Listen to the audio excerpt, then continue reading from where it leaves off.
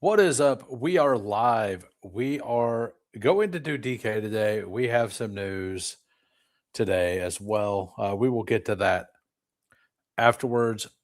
We usually say hi to the chat. Everybody's been quiet. So we're going to hit the intro and then say hi to everybody and discuss news.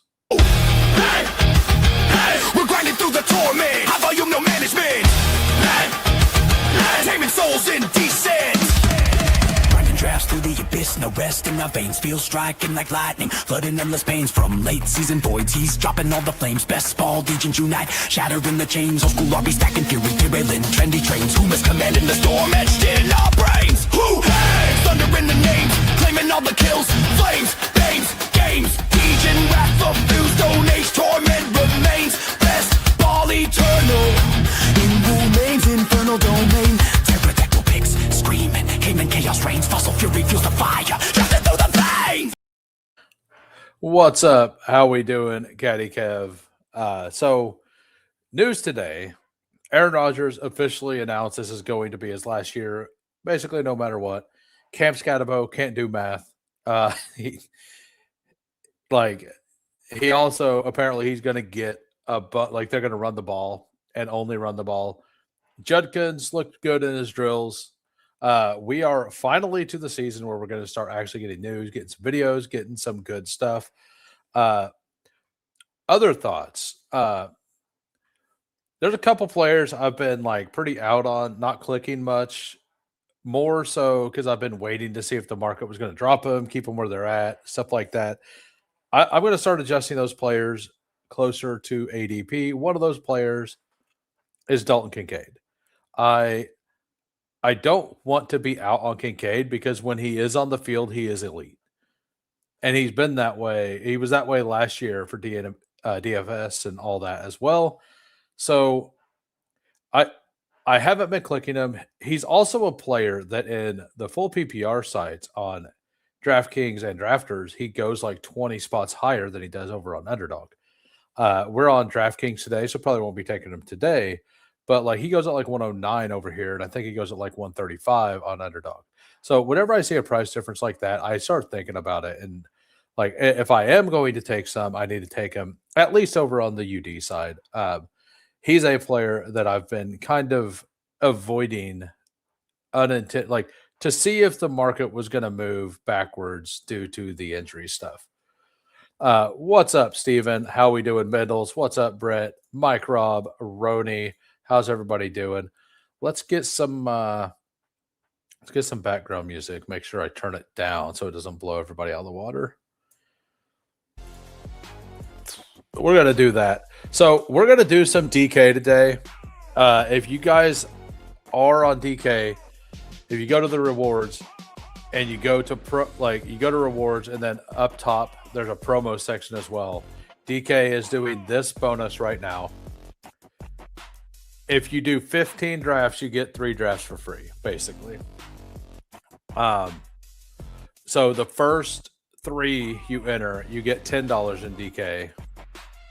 You do 7 total, you get 20 extra dollars. So you get $30 for 10, and then you get 45 for the last 8.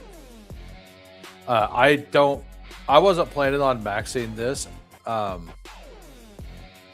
but we're gonna do some. We're at least gonna do the 3. I know I should probably do all of them, but yeah.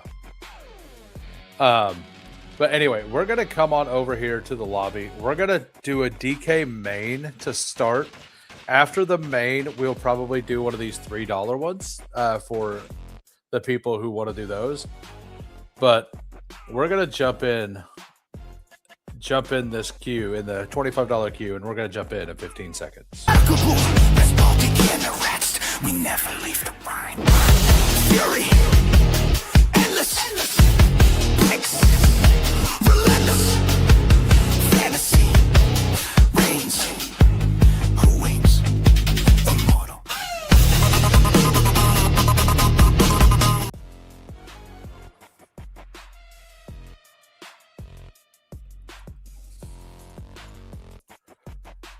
All right. All the notifications. They're all over the place. So we are 5 of 12.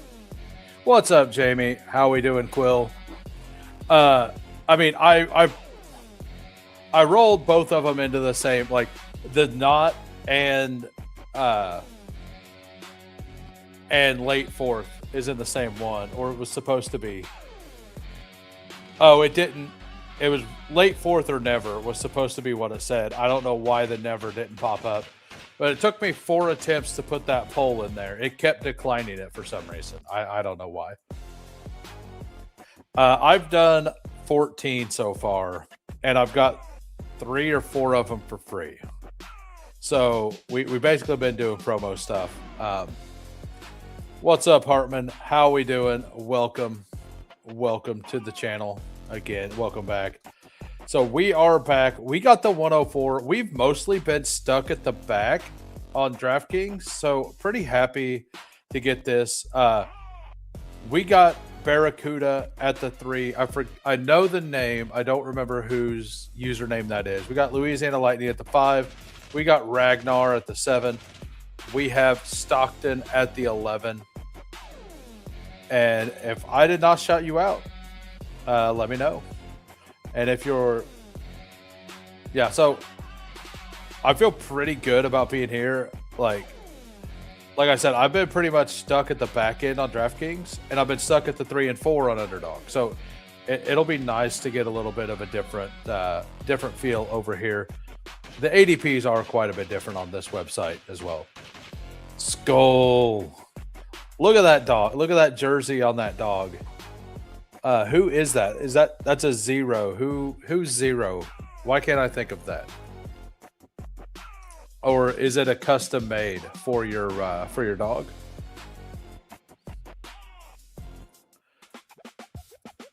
Let me know. So yeah, we the worst thing about DraftKings is the 2-minute start time. Like why do we have a 2-minute start time?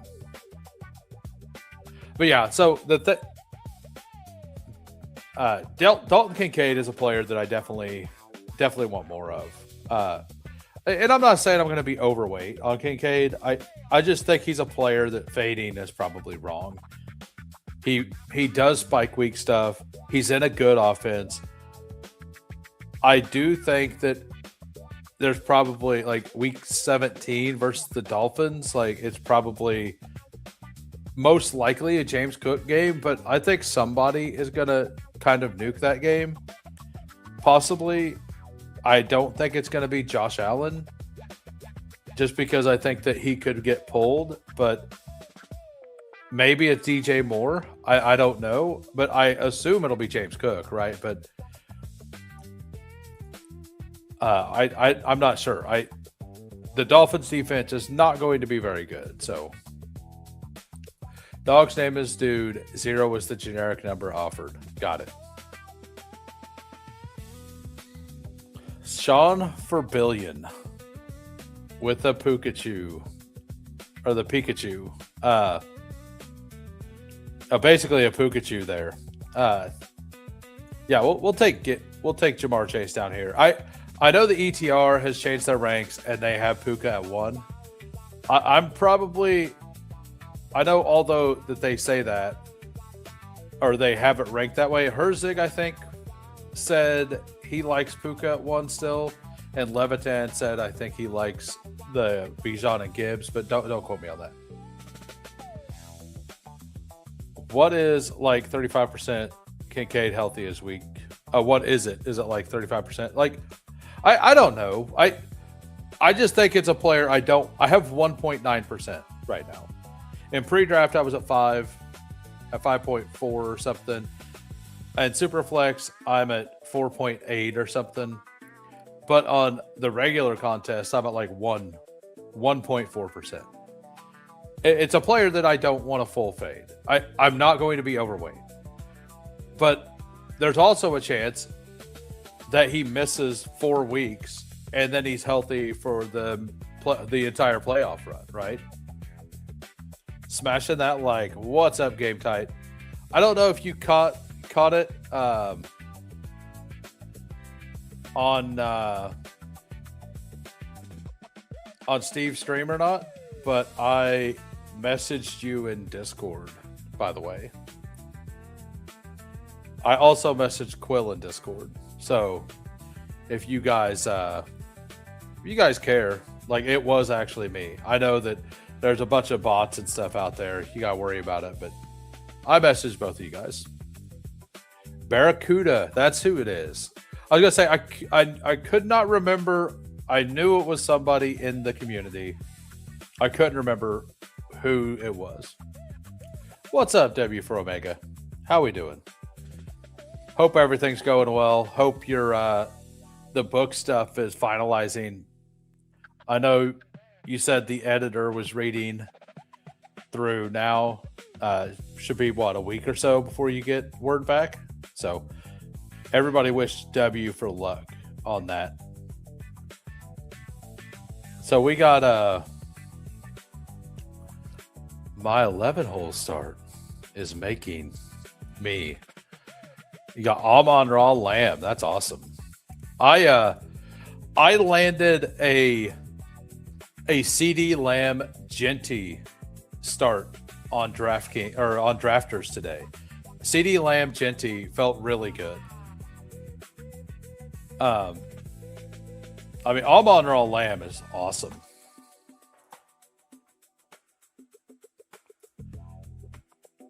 So, I mean, after London, it gets kind of ugly, right? Like, and a lot of my powers is tied to Chase and Puka right now. I'm not like completely against it. I'm sure that Louisiana Lightning here will take London, but I think that I just have to do the Bowers thing, right? Like, it's either London or Bowers here for me. So we do get London here. So we get London, we get Jamar Chase. This sets up pretty well for something I would like to do. We'll hope that we get the player back. And be like Game Tide, everybody. Smash that like. DK is the draftscape of WTF. It is. So close. Last chapter is killing you.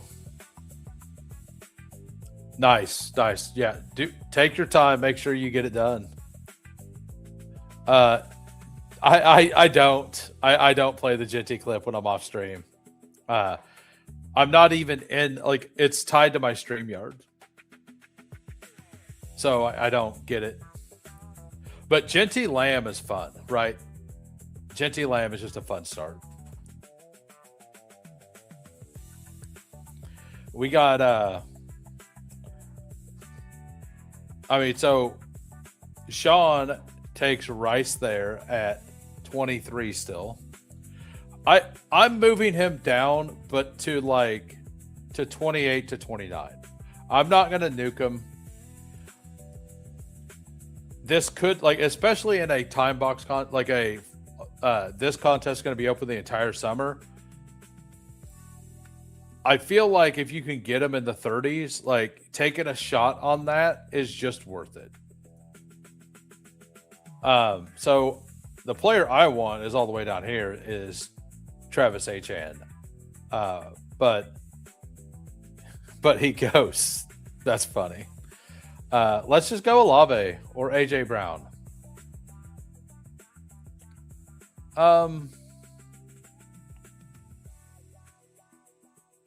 Do I want Olave or Brown? We're gonna go Olave for the week 17 with Atlanta there. So we got we got 3 wide receiver start. We got Chase, we got London, we got Olave. We're not going to take Joe Burrow at 52. That's not happening. I don't like him there. If he comes back to 69, I will take him there. But probably going to double tap running backs. I like the running backs a lot in rounds 4 and 5. So probably double tap the RBs, assuming that nothing crazy falls. So She is first, does the Chase Brown Derrick Henry thing, which I've seen a bunch, and I don't like it. I do not like that. I'm not sure if anybody in here does like doing that. I don't really like that. DK pod draft rooms. Okay, they are noticeably weaker. I am not convinced I'm a strong drafter. Yeah. I sing the Genty clip every time you take them. Yeah, it's a pretty sweet clip. There's actually a full song to it, and I'm gonna try to make the whole song because it's like a 1.5 to 2 minute song. I'm gonna try to like make a full video out of it for fun sometime. Apparently, I've been overdrafting DK Millies. Dang. Yeah, so part of the reason I didn't want to max this bonus, which it's a pretty good bonus, is because I want to save most of mine for the end of the season. And if I do this bonus, I'm going to get to 30 of them already. And I don't want to do that. I want to wait till training camp starts before I get the bulk of mine in. I don't mind doing some here and there, but I definitely want to wait. Like, we'll take Scatabo or Lad here. We're fine with either one of them. Swift is all the way down to 58 now. That's wild. So I'm sure Louisiana Lightning is going to take Scatabo. If that happens, I think I know what I'm going to do. Yeah, so he takes Scatabo. I'm going to take Lamar. Quarterbacks get priced up a little bit on DK. I want to make sure I get him with Jamar Chase here for the bring back. Like, I don't really have to have Lamar stacked. And there's 2 late stacks for Lamar that I think are perfectly fine. I'm a bunch of the running backs that are going to come back in the next round are running backs I do like, and I would feel good as an anchor. Judkins, one of them. Montgomery, one of them. If Bucky comes all the way back, I'm okay with him there. I don't love the Bucky price, but I do think that there's a solid chance that could be like if he falls into the mid-5th. I think that when training camp stuff starts, like that could be the cheapest he goes. I still prefer Montgomery, Swift, and even Judkins to him though. Already incredible. You're ahead of me for sure. I'm at 35 milli. Dang. I haven't. I've only done 14. But I don't want to get to that many is the thing. Not yet. Ragnar says, I'm maxing a few contests for the first time this year, taking the promos when I can get them. So for me, and I mentioned this, I personally believe that we're going to get really strong promos late in the year. I think that this promo is okay. You do 15, you get 3. So it's kind of like the one Underdog gave. All the other promos they've given have been insane. So do 1, get 2 $5 golf tickets. Like, that's a huge deal. Do 1, get a $25 golf ticket. That is insane, even if you don't know anything about golf. Just do 1, get 1. Like, all of them have been insane. I think that we're going to have really awesome promos for the DK for those the entire offseason. So I'm going to kind of hold off on them because of that. Is my thinking. Do I like Swift or Monty here? I'm going to take Swift. I'm going to take the guy with Ben Johnson calling the plays. We're not positive what's going to happen with the play calls over in. Like, we know the Bears' offensive line is solid. We know Ben Johnson is an absolute animal. So I think Swift is a slightly better pick than Montgomery. Not a definite better pick, but a slightly better pick. Yeah, so like I'm gonna hold off on the DK promo stuff because I just expect them to continue to hand them out. Like we're not even to best ball week yet. What's up, Bayou? You guys aren't subbed to Bayou. Go over there, give him a sub. Had a great time having him on yesterday. We had a good time for sure. Anthony, how we doing? How's it going?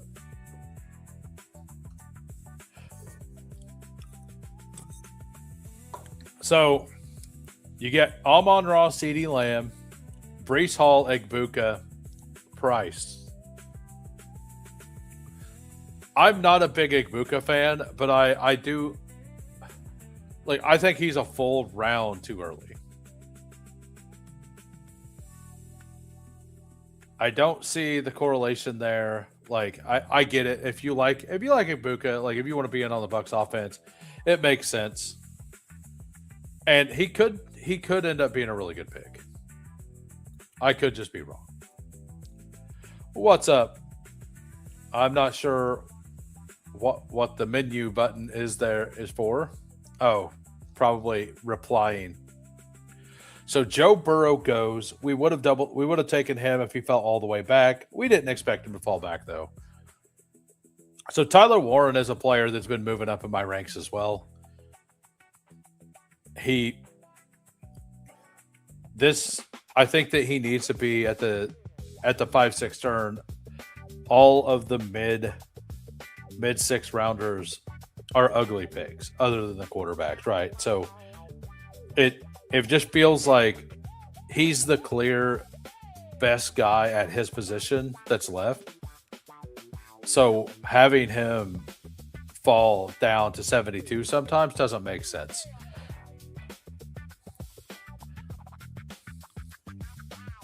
Who's your favorite 3 clicks at ADP right now? Tony Pollard is one of them.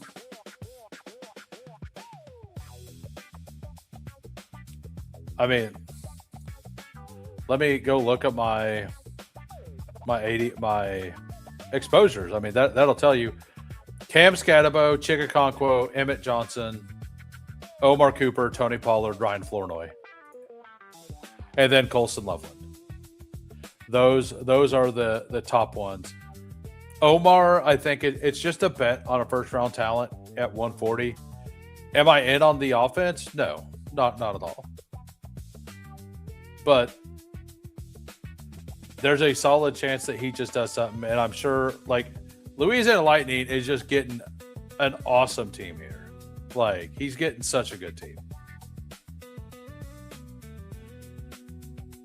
Oh, so he doesn't take Tootin. So I will absolutely take Tootin there. I feel like, who did he go with? He went with Brian Thomas, who I do like. I like that pick. Jefferson, Bowers, Allen, Scatabo, Hendo, Brian Thomas. That does feel good.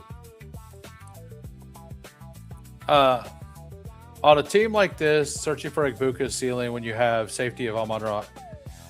Yeah, I like how you're thinking about it with this specific team. I like this outcome. And that's kind of how I think through things. It didn't work last year, but yeah, I think that is the right way to do it. Also, given another quarterback when Dak probably won't come back. That was like I didn't say that, but that was definitely on my mind too. And like between him and Watson, you should have a pretty solid number 3, right? I think I'm just gonna take Ramondre here.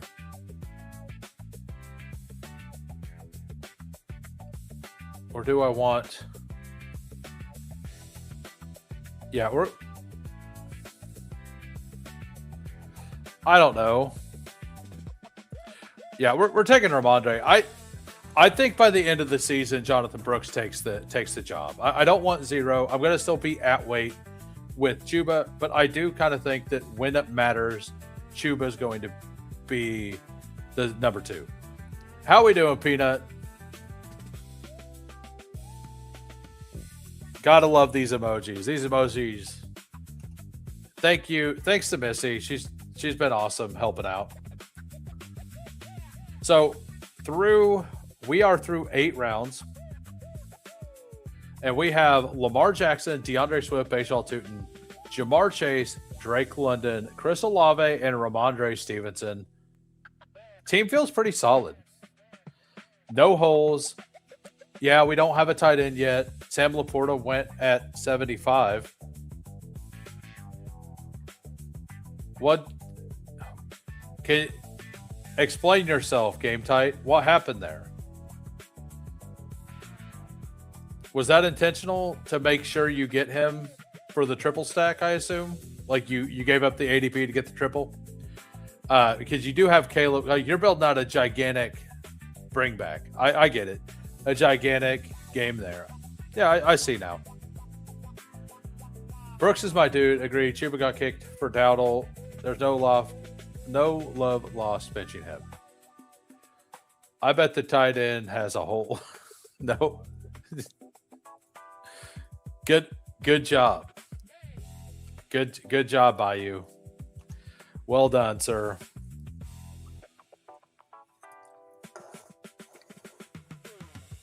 All right, so Chuba Hubbard fell all the way to 83. That is fantastic. I really like this team M. Stockton's building over here. He's right. He didn't get Dak back. What's up, Goofy? How we doing? Hope you're having a great day, sir. We got we're doing some Draftkings today. We're doing a milli, and then we're gonna do a $3 play action after this. So if you guys want to do a DK draft, we're gonna do a couple DK drafts today. How we doing, Best Ball Chosen? Welcome.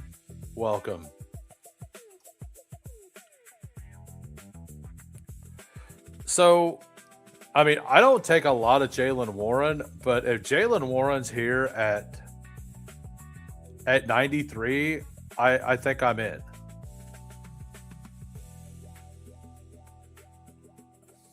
What's the tight ends look like?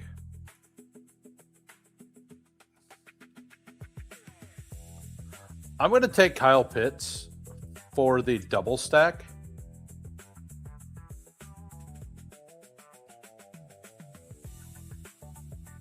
And then I'm going to, if Dowdle comes back, we'll take him. If he doesn't, I might,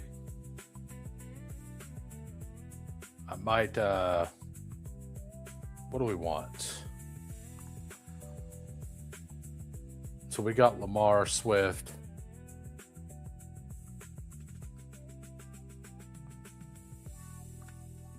I mean, I do like Pittman. I like Pittman quite a bit.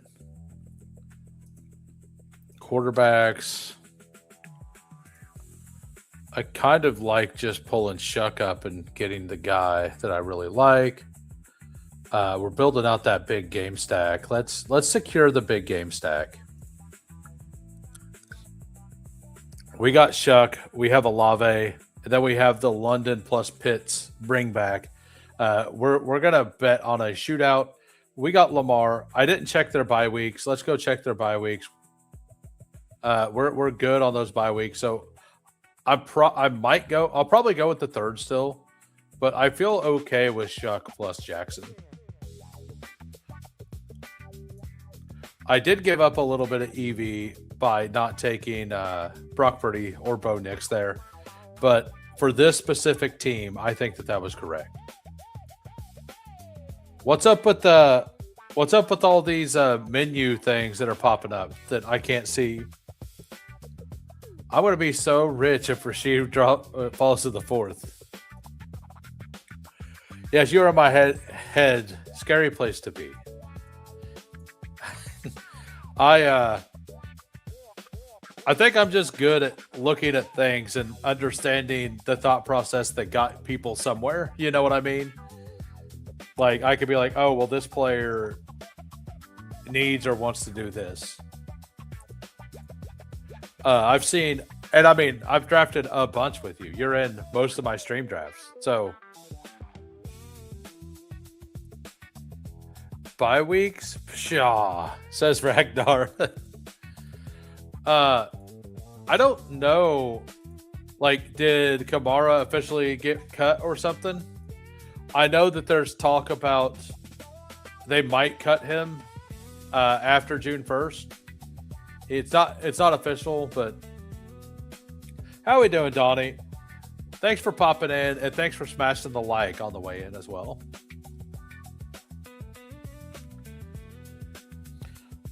So you got Jackson Dart, Matthew Golden. So you took Golden and then wrapped around Love for the double stack there. Wonder if you're planning on doing the bring back later. How are we doing, J Lives and C Money? Thank you guys for popping in. So I'm glad I took Shuck when I did. I don't think he was going to fall all the way back. I like Gainwell a lot.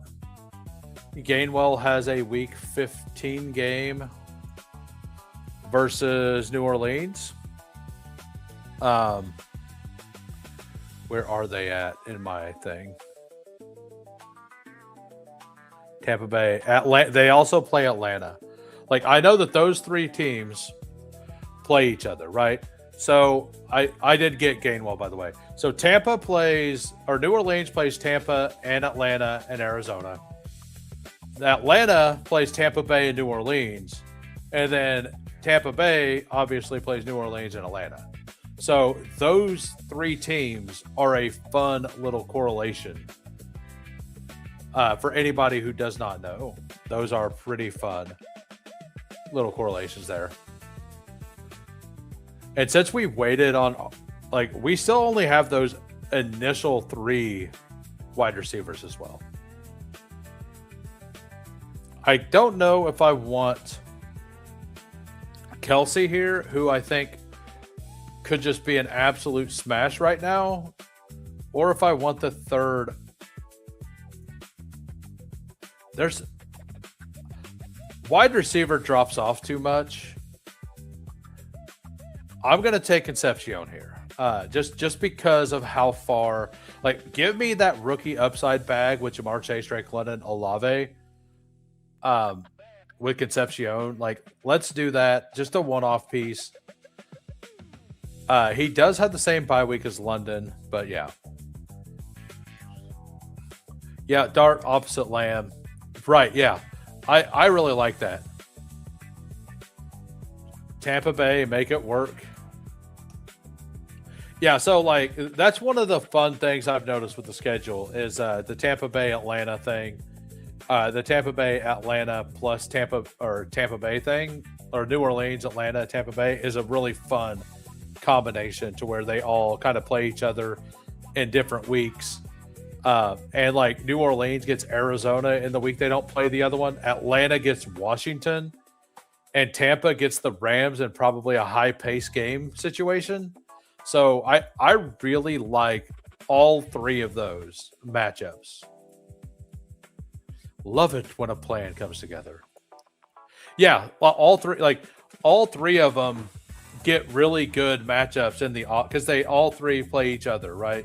So that's two of the games. And then one gets Washington, one gets Arizona, and the other one gets the Rams. Now, the Rams might have the best defense in the league, but Baker every once in a while just makes a game out of something that shouldn't be a game. So there is that too. Now, I think most of the time I'm going to take Travis Kelce there over Concepcion. But because I only have three receivers, although they're elite receivers, and you start three of them, I think there's a big drop-off between Concepcion and the next wide receiver. And the fact that the next wide receiver just went off the board kind of proves that. I mean, it would be awesome to get Andrews to slide all the way back. I don't think I'll get him, but it would be nice. I mean, I'll take Aaron Jones too. I mean, either one of these picks are fantastic. Mark Andrews, I would have I think I would have taken Aaron Jones if I had the choice between both of them, because that is a gigantic fall in Aaron Jones, like enormous fall in Aaron Jones. Yeah, Diggs is here too. He was on the with the big ADP fallers and Andrews, who's stacked, and Aaron Jones, who was 20 picks past, or I guess 17. I think either one of them was fine. And Kyle Pitts plus Andrews, I'm probably still going to go 3 tight ends, but if I need to, I could stop at 2.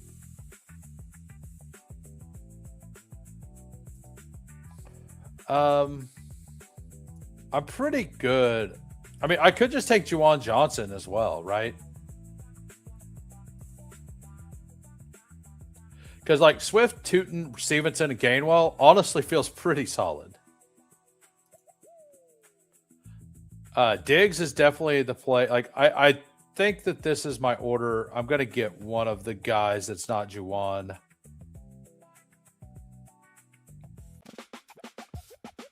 So,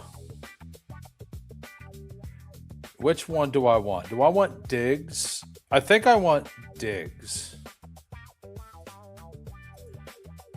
They're just if the Rice thing goes bad, I think there's a high chance that Diggs ends up in Kansas City.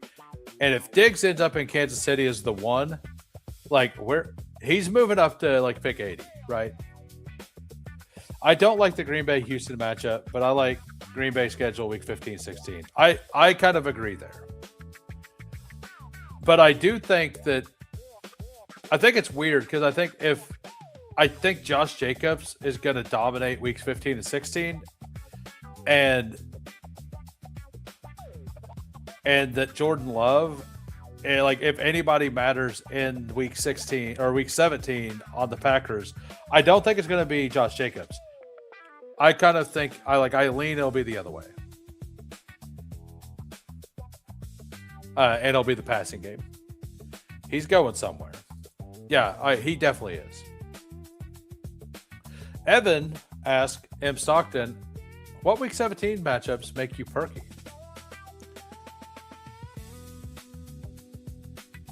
We got the perky music on too.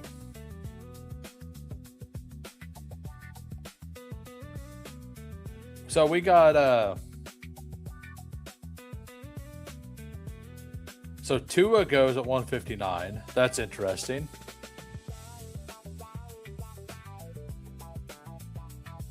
So Aaron Rodgers' ADP is 167 now.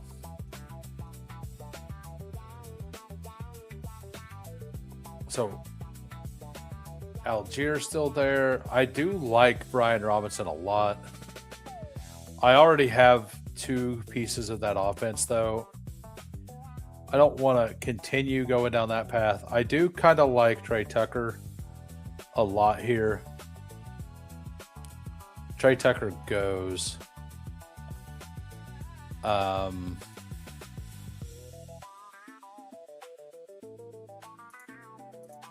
Which guy do I want?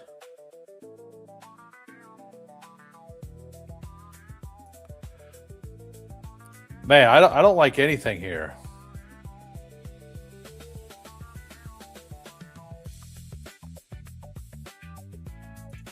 We'll take Brian Robinson. We'll just make the big bet on Atlanta's offense here. Kyle Pitts, London, and Brian Robinson. He's gonna get some decent weeks. He doesn't have the immense upside, but he's gonna have some solid weeks. It allows me to take some big shots late, I think. So. Yeah, Tucker is a smash. As I agree, Atlanta, New Orleans makes the most perky. Dallas, that's where I'm at. Washington Jacks, so. This is my rank. I got New Orleans, Chargers, Atlanta, Dallas, then the Raiders. I love the Raiders schedule. I know that they get Denver, who could be a tough team. But that Tennessee and Arizona in 16-17 feels so good. I'm pretty down on the Packers, the Eagles as well. Like the Eagles' playoff schedule is rough.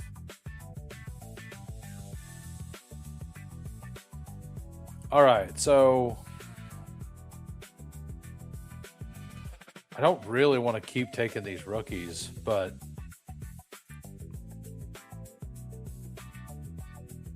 I mean, I think Dalton Schultz is just like the best click here.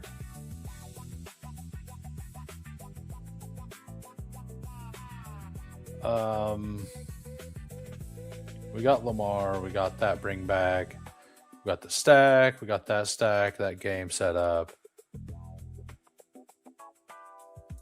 I'm just going to take the third tight end. I know I said I wasn't sure if I was going to take another one, but I think that Dalton Schultz is just going to project for more points than everybody else in this range. The wide receivers after this, like Antonio Williams, I think is kind of priced at his ceiling for me at this point. I'm willing to click it, but I don't enjoy it right now. I have a lean with Evans gone. Otton in the red zone could be good at this price. Jerry would agree with you. So I have some reservations on Cade Otton. Let me bring it up over here on fantasy points. So we'll go to weeks. Position, remove receiver, apply,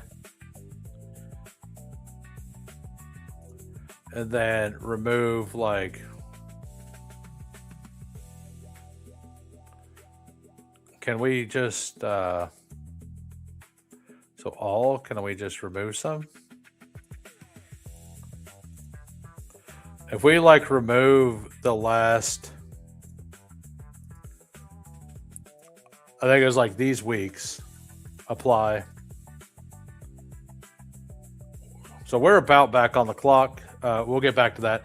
If I remember right, the Bucks as an offense didn't have a single tight end touchdown until like week 13, like week 12 or 13. And that was a year that everybody was hurt. So I don't know if that's an anomaly kind of thing or what, but it is something that I'm aware of, you know. I'm just aware that happened last year. I remember specifically because I remember fading.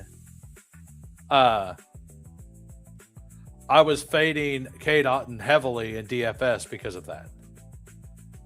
So Calvin Ridley was like exactly what we wanted here.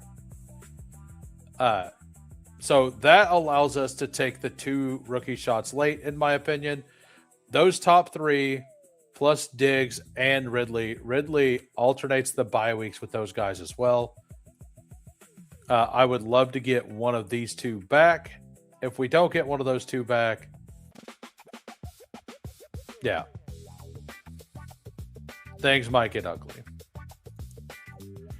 Injured wide receivers, Baker's hurt part of it. You're taking Dalton, Aiton, D. Dalton. Who is D. Dalton, sir?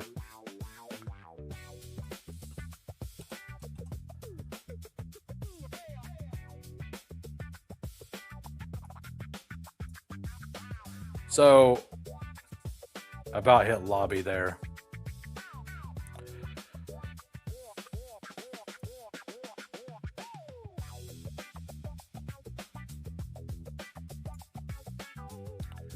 Yeah, we're definitely going to take one of these 2 RBs. Let's look at the bye weeks. 5 and 7. Tootin has a 7. So we'll lean Emmett Johnson here with the bye week situation. I kind of lean Emmett anyway, but I was going to use that as a way to decipher. So this is weeks 1 to 12 and the playoffs, not that they mattered. And here are the tight ends for the Buccaneers. Targets, all this stuff. Where are touchdowns? 0. So up to week 12, there was none. Like if we go the whole season, I think they got like 2 or 3 at the end of it. They had 2. So throughout the entire season, the Tampa Bay Buccaneers had 2 total touchdowns at tight end. Schultz. What are you talking about with Schultz, guys? Yeah, so like I remember because that was one of the points I brought up when I was doing the DFS content. Not that I was okay with DFS. I ended up making a little money on Underdog, but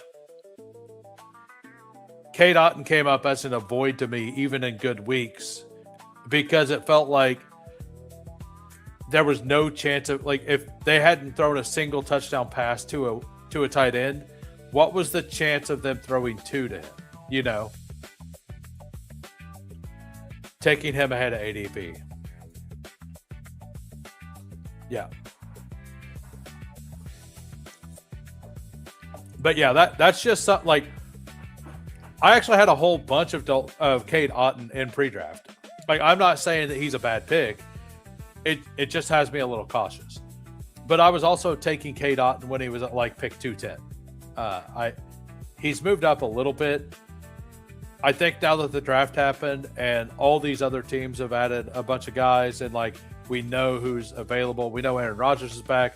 I think Cade Otton just continues to slide backwards a little bit. We have a player that we definitely want. We should get.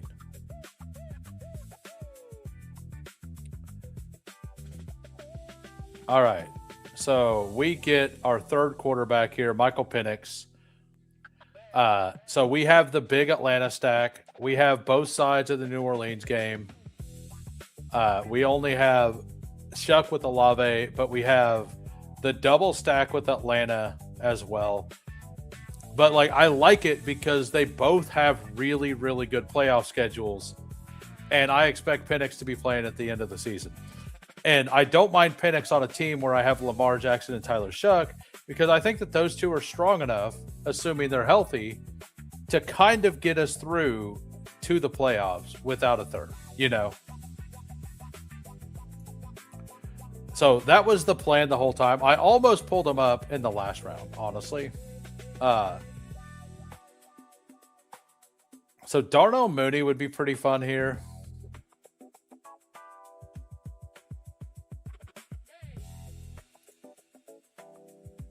Do we want Mooney or do we want one of these rookie upside guys? We want Elijah Surratt. That's what we want. We want the double stack there. What's up, Danimals? How we doing? Welcome to the stream. We're doing some DK today. Hope that doesn't upset you. I'm not going to do a lot of DK streams, probably once every other week or something, but I'm going to do some here and there. And like, if the thumbnail's DK, it doesn't mean I'm not opposed to doing an underdog draft down the line, you know. But we wanted to do a millie today, and we're going to do a $3 play action after this. So we got one more pick, and then we're going to let's queue up a bunch of players. Let's go. Tell me, Tyquan Thornton's pretty on the board right now. Skylar Bell, I don't mind as a shot play. Devon Vele with the Tyler Shuck double makes some sense. I would like Bryce Lance. Like, I'm okay taking Bryce Lance, but I do think that it's almost one of those it's too early kind of things. Kyle Williams could get a little bit of a bump. Kayshon Boudy's practicing not with the team right now, so that is interesting. I mean, Pat Bryant's always a good pick. Troy Franklin's always a good pick. That's also a team correlation against the against New England. So let me look at what Baltimore has. You got Pittsburgh, Cleveland, Cincinnati. So they play their whole division.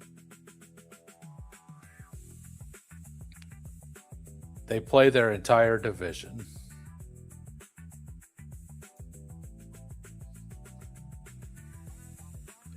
Deion Burks got drafted. Oh yeah, we could take Zacchaeus. I don't think I want to triple stack Michael Penix or quad stack. Got it. No, it's all good, man. I just thought I would shout you and Quill out that I messaged you in Discord.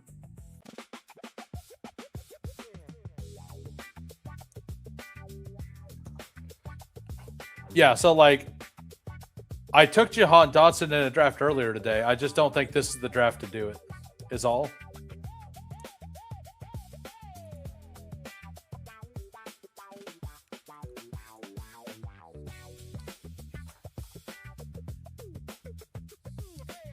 All right, so I'll reply back after the stream. Game tight, by the way. I'm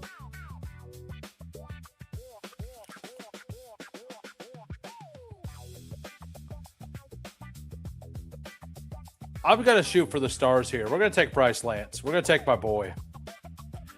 So, got to make sure to click the right button at the end of this. And we're going to review the teams from the draft board because DK is weird. Hopefully I hit the right button and stay on the screen.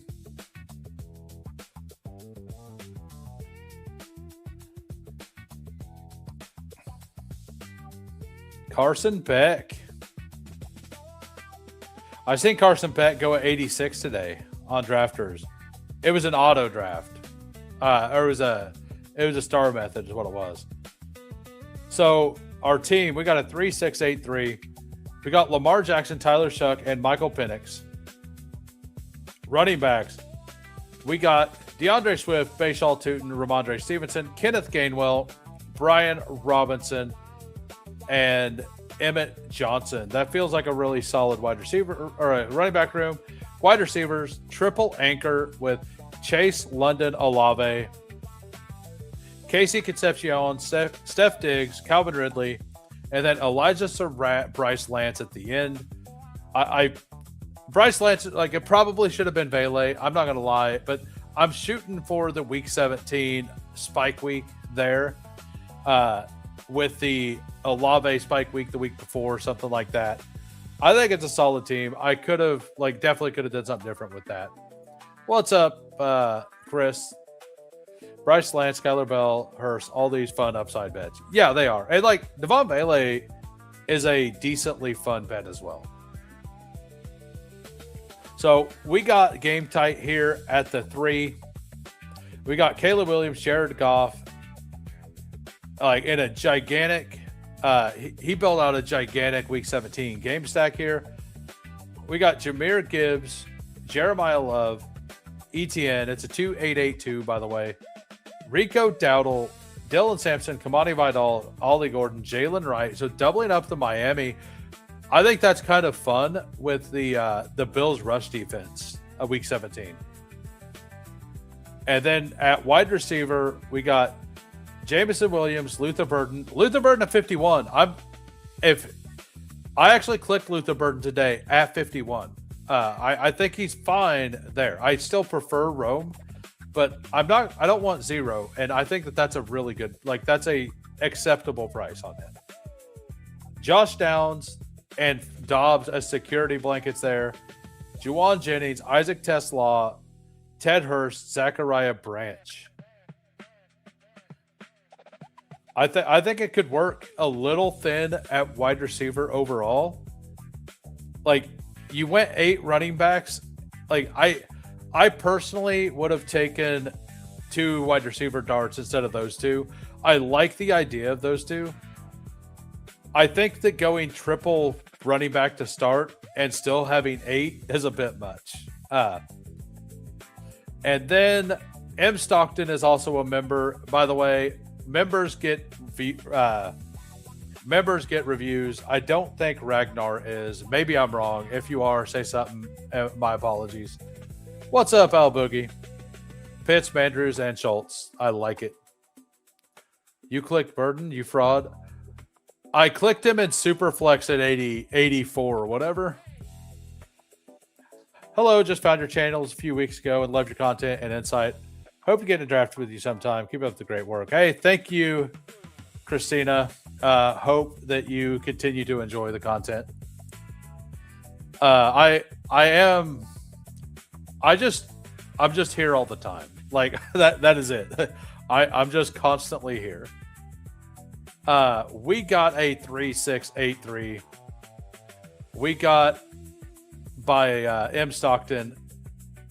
He's got Jackson Dart, Jordan Love, and Bryce Young. I know he's got a double stack there, and I know we got the bring back for CeeDee Lamb.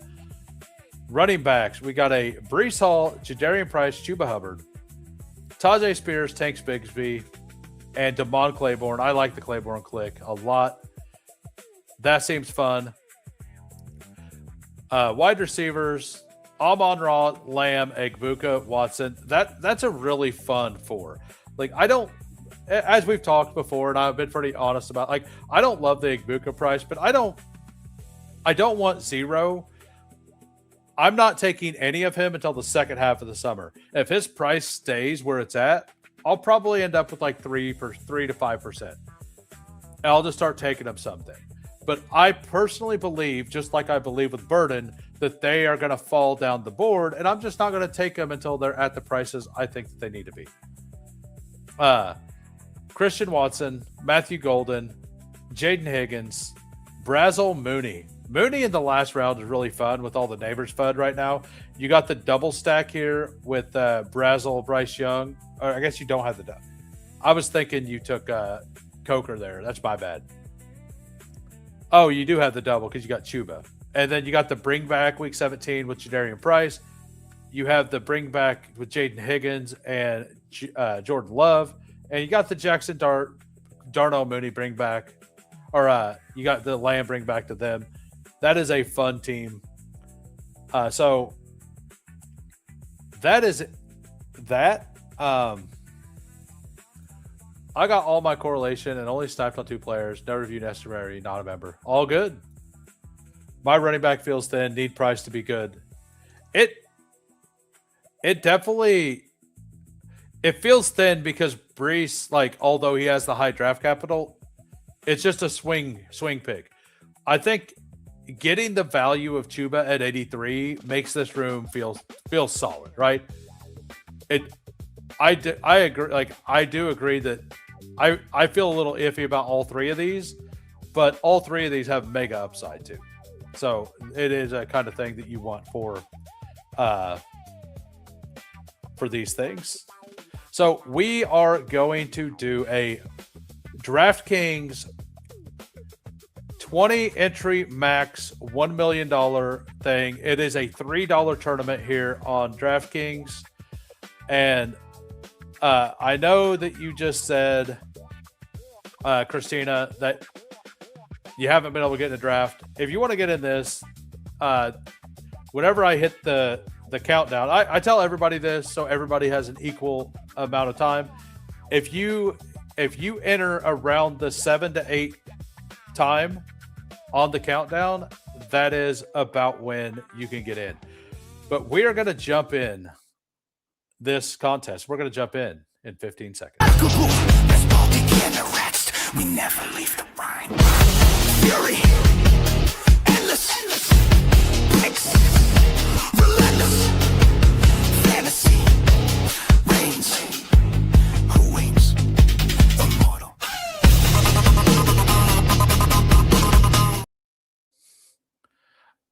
I probably did screw up the name. Yeah, it is Christian McKeens. Got it. My bad. I apologize. I apologize about that.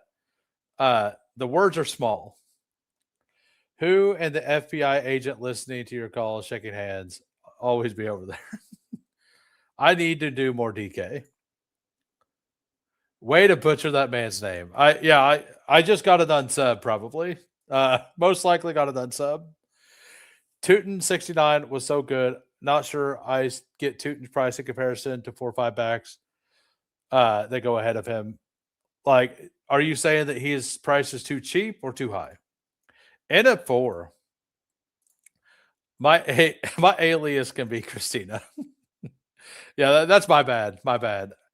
The one thing about the best ball community and all the streamers, we never get anybody's name right.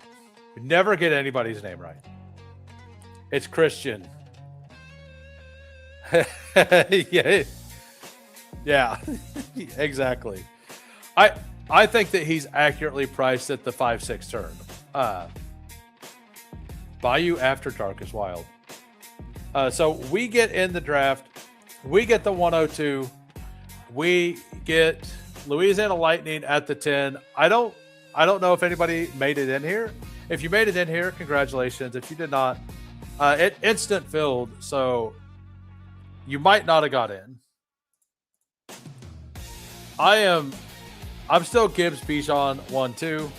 I think it's pretty in full PPR I do lean Bijan. Not that there's much difference. Tootin under Cohen seems nutty, but maybe it's C-Rod somehow. So we're still projecting Tootin to be able to catch passes. That's the, but if he excels into that, like, he's going to be really good. Because he did struggle a little bit. It's kind of like Damon Claiborne. If Damon Claiborne can prove that he can do that, he's going to be really good. Tootin the same way. Like, they both came from the same college. I believe he might be able to. It just feels like that situation just feels weird. What's up, Pepper Tony? How we doing? Man at Pepper Tony is always fimsed. I wish I understood the inside joke. I mean, the joke is kind of self-explanatory, in my opinion. And by the way, I haven't said this yet today, but if you're new to the channel and you haven't subbed, go ahead and give me a sub. At 1,000 subs, we're doing a 24-hour live stream, assuming we get there before the NFL season. I think we can get the pace to get there. We are grinding right now. It's been a lot of fun. We did a 24-hour or a 12-hour live stream 2 weeks ago. We got an 8-hour live stream planned this Sunday. I work weekends normally, but I'm getting the day off for Labor Day. I have Mondays off, so I'm getting Sunday off. So what better way to celebrate my holiday than with the Who Crew, you know? Pep Tony's keyboard doesn't have an R button. Long story short, it led to hospital visit and have some removed that wasn't supposed to be there. Yeah, it was one of those stories that you'll never repeat. Something like that, right? Like one of those doctor stories that doctors share with each other, but they can't tell anybody else. One of those things.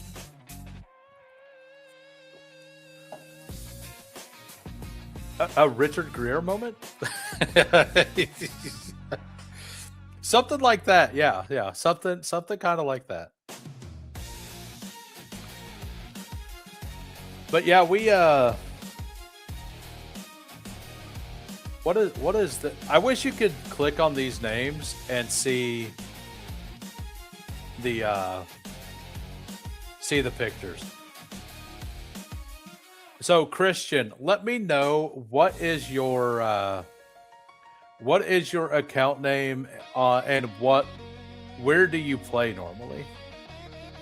Ever since the incident. Ever since the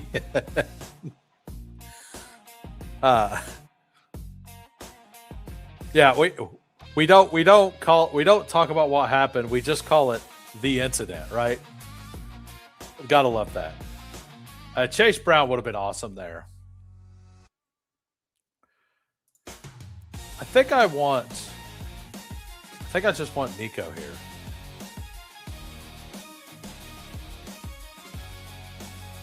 So, the first rule of Fight Club. Yeah, we're gonna take We're gonna take Nico.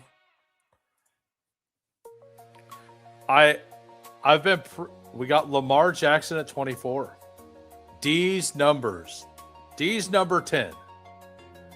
He's putting them out there. He's putting these out there, man. Apparently he's got 10 of them. I don't make the rules. I don't make the rules, guys.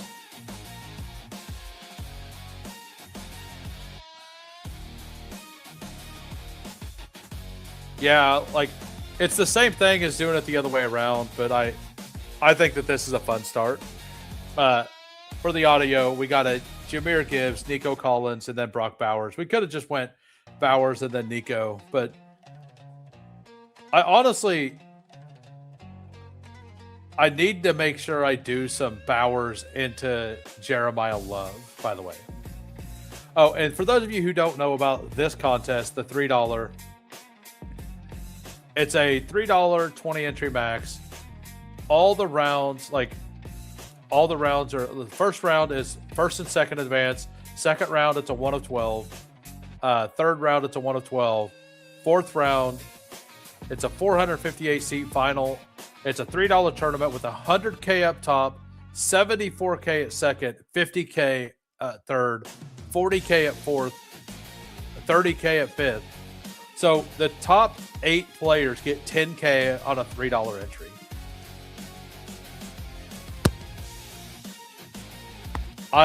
This contest is just fantastic. Like, I hope they put like 10 of these out. It's $60 to max, 100,000 up top. Like, it is probably the best. Like it doesn't. Most of DK stuff is like super top heavy. This one, they're all top heavy, but like the 100,000 into 76 into 60 or whatever it was, is just so good. Like,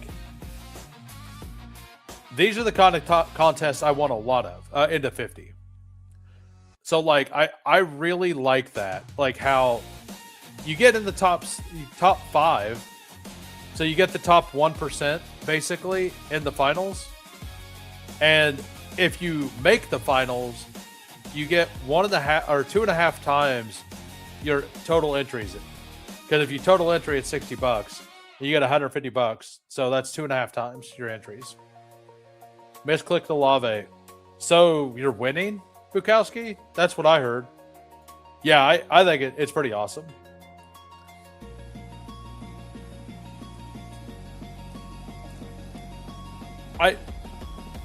This isn't technically a time box.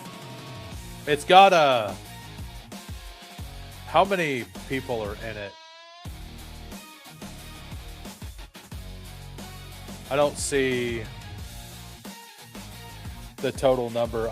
I'm not very good at seeing total. I mean, if you just go to the website and look at it, it'll pop up, right?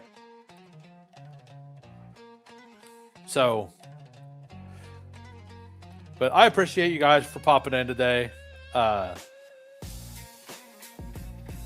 of curious what D's are going to do over there at 48. Very, very curious to see what happens over there.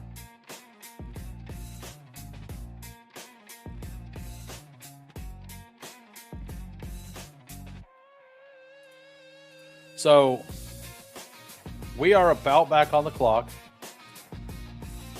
Question is, do we take Loveland or Scatabo? They're both my boys.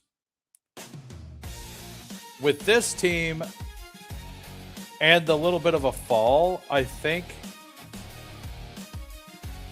I take Loveland if they both make it for the bring back on Gibbs. Oh, no, we go Scatabo because we got Bowers. I might just double anchor. I might just double anchor tight end here, honestly. 88K, 395. What's up, Nick? How we doing?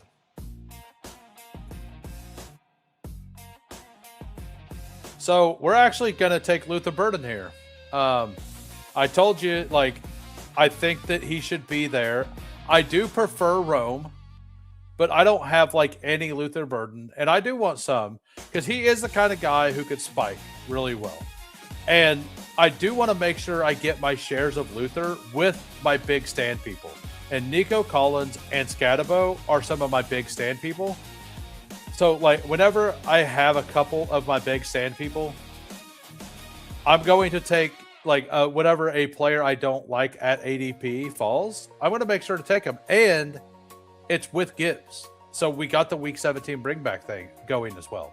So everything aligned here to make this make sense. Like, I also took Bowers. I would have taken Loveland usually, but I took Bowers. I didn't want to double the tight end up either. So, like, everything aligned. I do think that the offense is going to run through Colson Loveland, but I might just be wrong as well. Burden, says Brat. Welcome, Brat. Thank you for popping in. Hope you're having a great day, sir.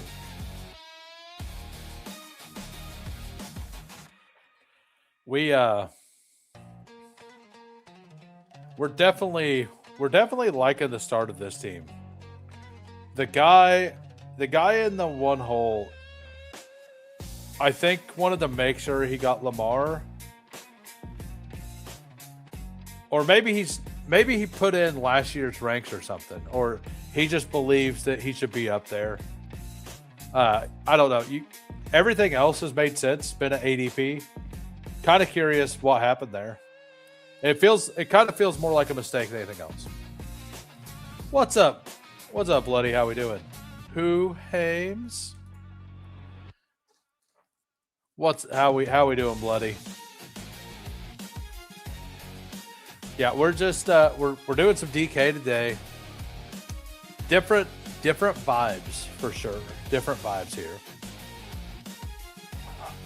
To be honest, like, just like my time box stuff, I try to do a lot of DK off stream because the values are pretty high over here sometimes. Not that it helped me last year or the year before, but it does feel that way. Imagine getting surgery and then getting ordered to serve jail time. I could. I mean, like, some people just can't win, and a lot of it has to do with decision making. I was in a draft earlier, and the 6-7 turn took the we you and I, like, I was in that draft with you, sir. Like, that was the one that we got in together. I'm pretty sure. Well, so that guy pulled up McBride to pick 13. I think he put both of those guys in his queue, and he timed out on them because the first one timed out, and Brissett timed out, and then Carson Beck instant clicked. So it looked like he just timed out on the turn. And over on Drafters, that you taking advantage of the $75 DK on the? I don't think I'm going to, because I think they're going to have better promos later in the year. I'm going to get the 3 of them and get the $10, but I don't want to have 30 of them done by the end of May or by Sunday. And I also don't have the time to get them all done with the way that things are planning out for me. Because, like, on Friday and Saturday, I'm working 24 hours between the two. So there's a couple things. The worst timing. Yeah, it really was. All right, so Caleb Williams goes. Jadarian Price is here. Sign me up. Like, Price or Tyson? Like, absolutely. This is where I think Price should be going. And Jordan Tyson, I'm just in on. Absolutely. I'm not even thinking about that. So, makes it much easier to draft early teams in their main. Yeah. Still crushing it. We're trying. We're trying, Brett. We might not be good at best ball, but we are putting in work. That is a fact. We are definitely putting in work. I hope that the Lamar drafter here doesn't take Jaden Daniels. I would love to get Jaden Daniels here. I am a Jaden Daniels slappy for sure. We got. So he does. So he autoed, I think, both of those picks. What do we got? What do we want?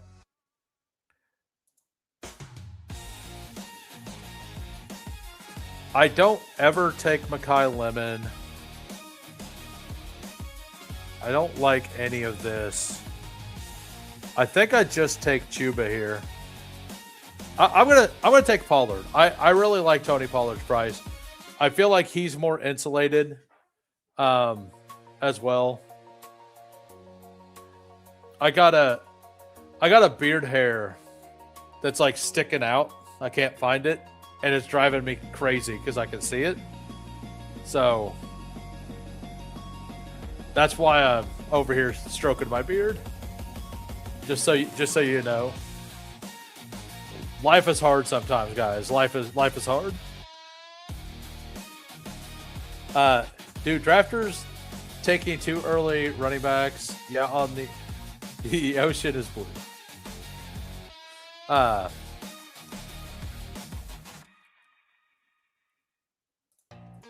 Well, one was sticking out like straight out this way. Like straight out in the direction that didn't make any sense.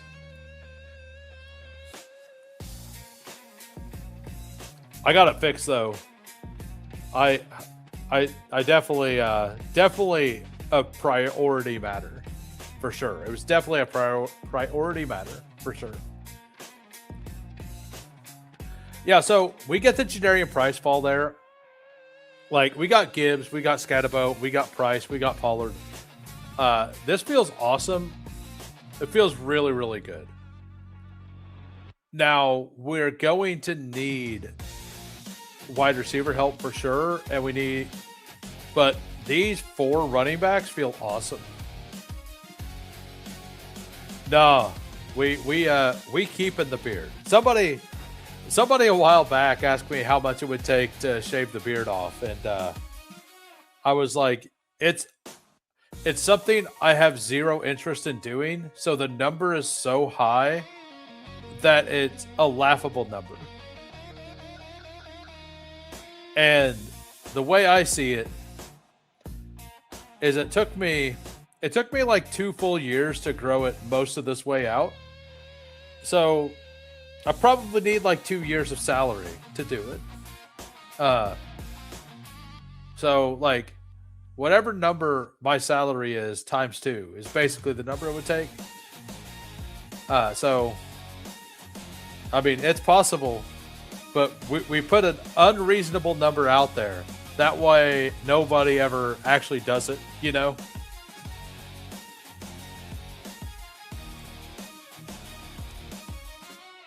We got Laporta over here to the Tyler Warren drafter. That makes sense.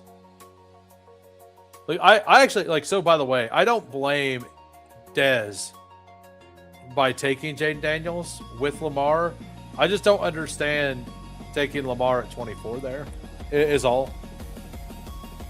Like, and if you take Lamar at 24 here, why don't you pull up Zay Flowers with him? You know, like I think that if you want to do the Lamar thing, you pull up Zay Flowers with him.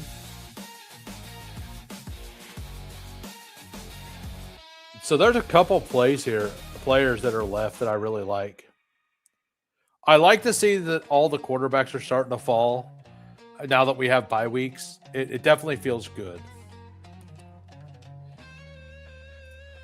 So Kittle still going at 90 out here on DK. Like maybe he does play week 1.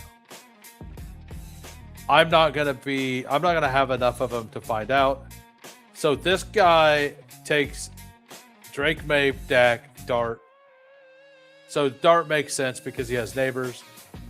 He took Dak naked, though, as a bringback, I guess, on that game for Week 17. I would love either one of these 2 picks.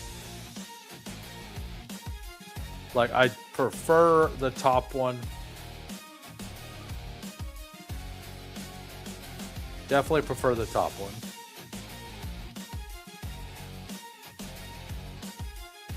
So what do we got? What do we got here? I think he's been autoing some. No, he pulled Aaron Jones up, huh? I'm hoping Rice appeals or something to get suspended in 2027.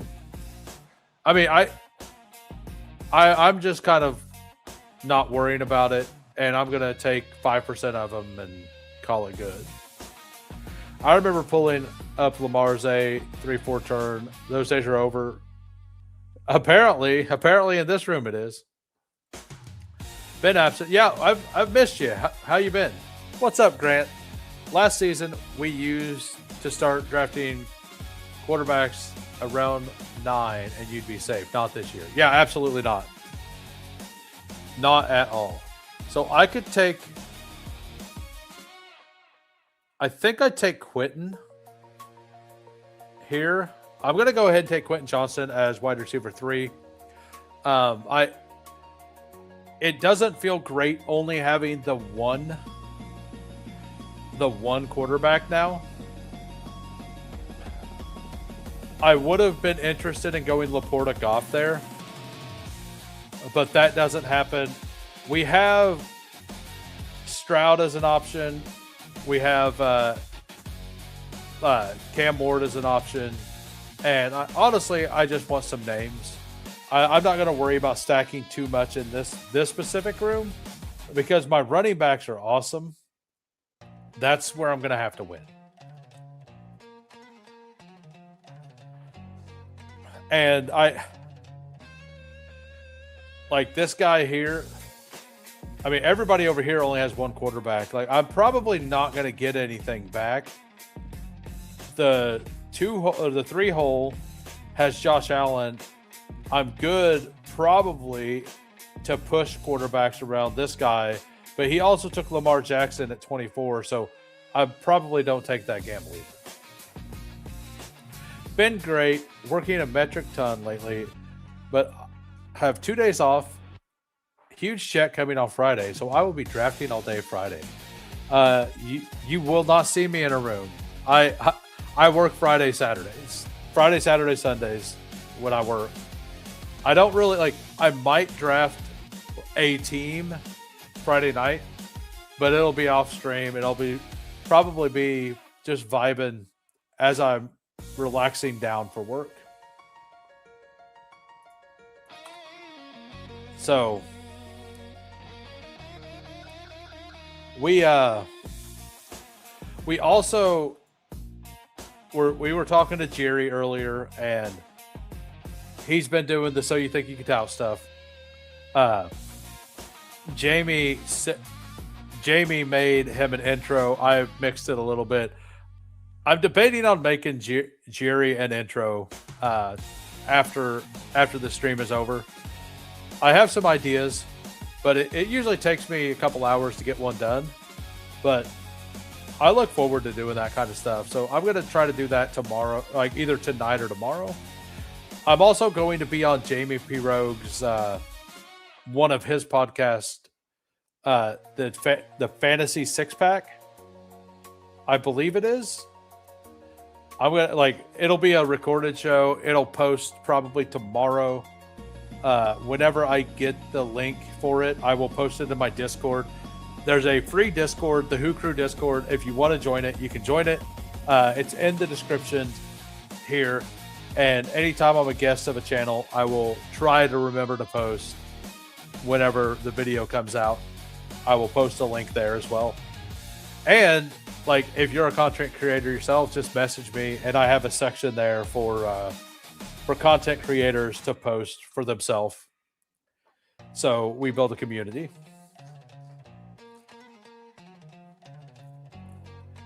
So Kenneth Gainwell at 112, I think that's just such a great price. Such a great price right now.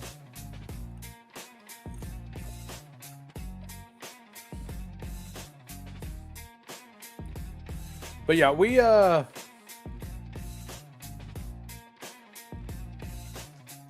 let's look and see what quarterbacks are left. Interesting. What running backs are left? Jacoby Myers is still here. And like Jacoby Myers, Bo Nick, like those are fantastic picks down here. I was hoping Chuck would make it. I didn't expect he would.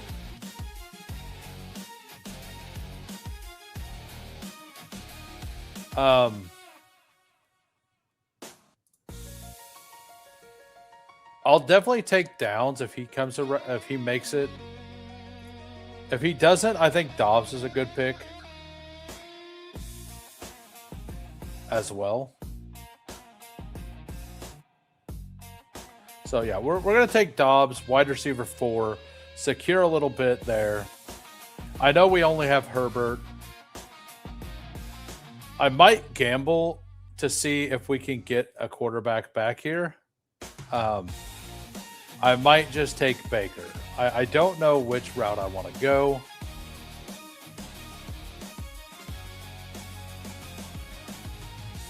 What wide receivers are left?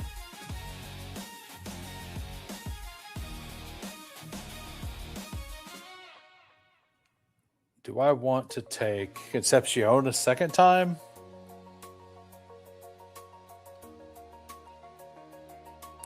I'm going to take Baker Mayfield here. With Bowers, I'm probably going to go 3 tight ends. We'll probably be 2 late tight ends. It gives me a late bring back on that. I don't really have any correlation in this team at all. No bringbacks, none of that. Just some ADP values mixed with some plays. Let's look at QB. All are crap. Interesting. Yeah, pretty much. Who starts for the... I believe we're going to get to first half of the season, if not later. Like, it depends on how... Like, Tua could just start the whole season. I kind of do not believe that's going to happen, but if they're in playoff contention, and there is a chance that they're in playoff contention, because like they're in the NFC South, right? And so I think we're going to get Tua for most of the season, unless Tua just does some things that like are wild. And we know he doesn't have an arm, like very much arm strength. And they have several guys that can push the ball downfield. Like they got, or wide receivers, like Drake London's really good downfield. Kyle Pitts can do stuff that's fun downfield. They have, I guess they don't really have anyone else. Like Zachariah Branch is like perfect for Tua as well. But I think that at some point they're going to not like the short game only offense. And they're going to want Michael Penix in there to push the ball downfield to create extra running room for Bijan Robinson. So I think that we're going to get like 10 games for Tua and like 7 games from Penix or something. That's my personal belief. And that would actually make exact sense because they have bye week 11 too. They may just go into the bye week and decide if they want to change something or not. Like I couldn't remember if they had bye week 11. I knew it was in the middle of the season. I kind of think that they'll be an okay enough team to be like in the playoff hunt in that division. And I think as long as Tua's not doing anything to stop them from winning, I think he will be able to continue to stay the starter. And I think that he's almost for sure going to start the season. We're still not 100% sure if Penix is going to be healthy to start the season, right?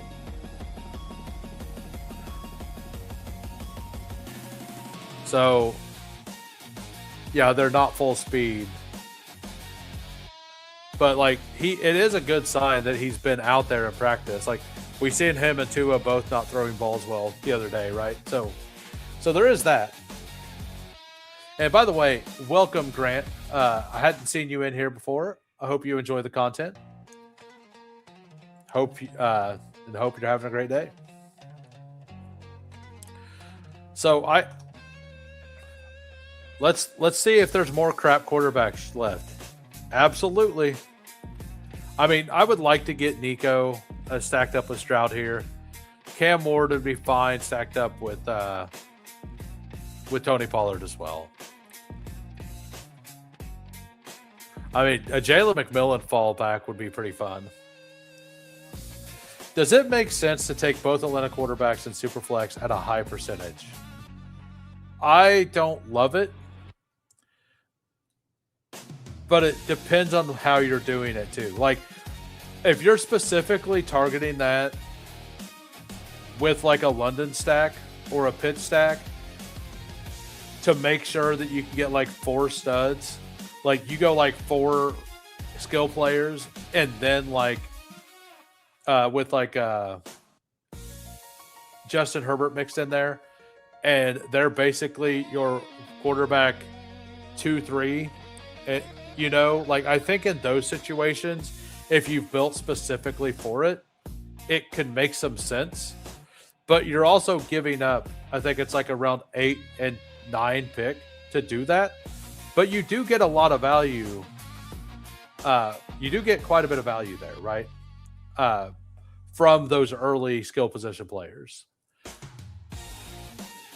But I think that the only way it really makes sense is if you're forcing like a Bijan London or Pitts, right? I don't think you want to do it and try to backstack it. That's my personal take on it. And I think that if you started with 2 early quarterbacks, like if you took one in round 2 and 3, I think adding the round 8 and 9 quarterback is too much capital at quarterback to really come back from, because you have to, like, you're farther behind at those other positions. Not that I don't think it's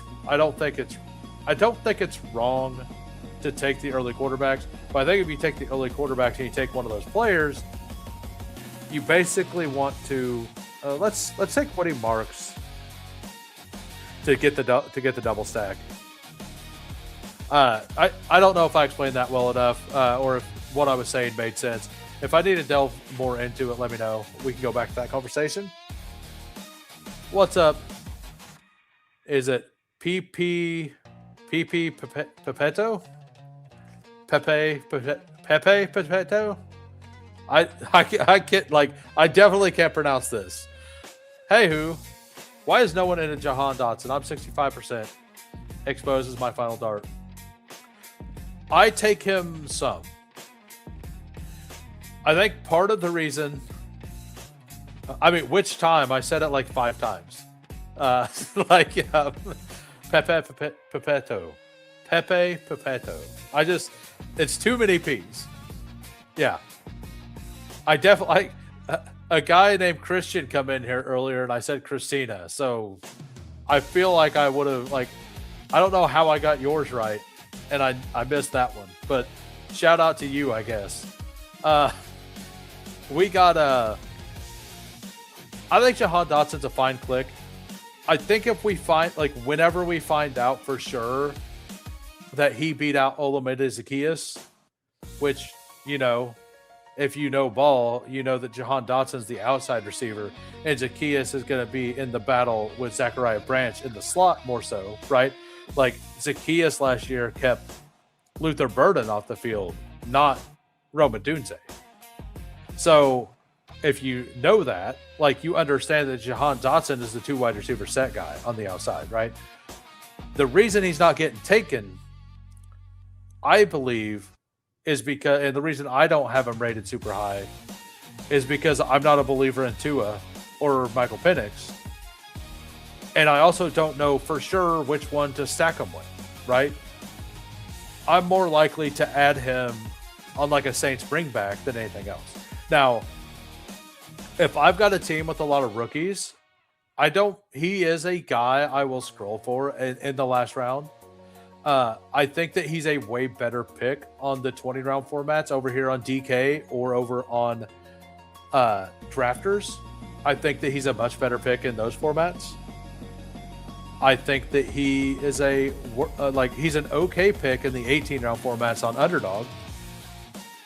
But there's just, you know, if there's 2 less rounds of players, like, it's just harder to get to that player, right? I think it's mostly because of the uncertainty at quarterback, and that a lot of people want to make sure that he's going to play the wide receiver role, like that one wide receiver role, and not Zacchaeus, because they both got deals in the offseason. But yeah, if you guys are new to the channel and you've enjoyed the content today, if you at 600 at 1,000 subs, let me just put the banner up. Let me put the banner up. 24-hour live stream at 1,000 subs. I'm an old guy. We're gonna do 1,000. We're not doing a 1,000-hour one. We're doing a 24-hour live stream at 1,000. Man, I mean, Chick is one of my favorite players.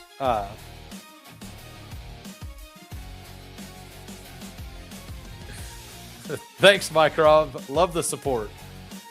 I'll let the Jaden Daniels drafter have Chig if they want him. I'm pretty okay with Brenton Strange at 167 here. I'm still really thin at wide receiver, but I gave him both. He doesn't even care. We're taking Trey Tucker for sure.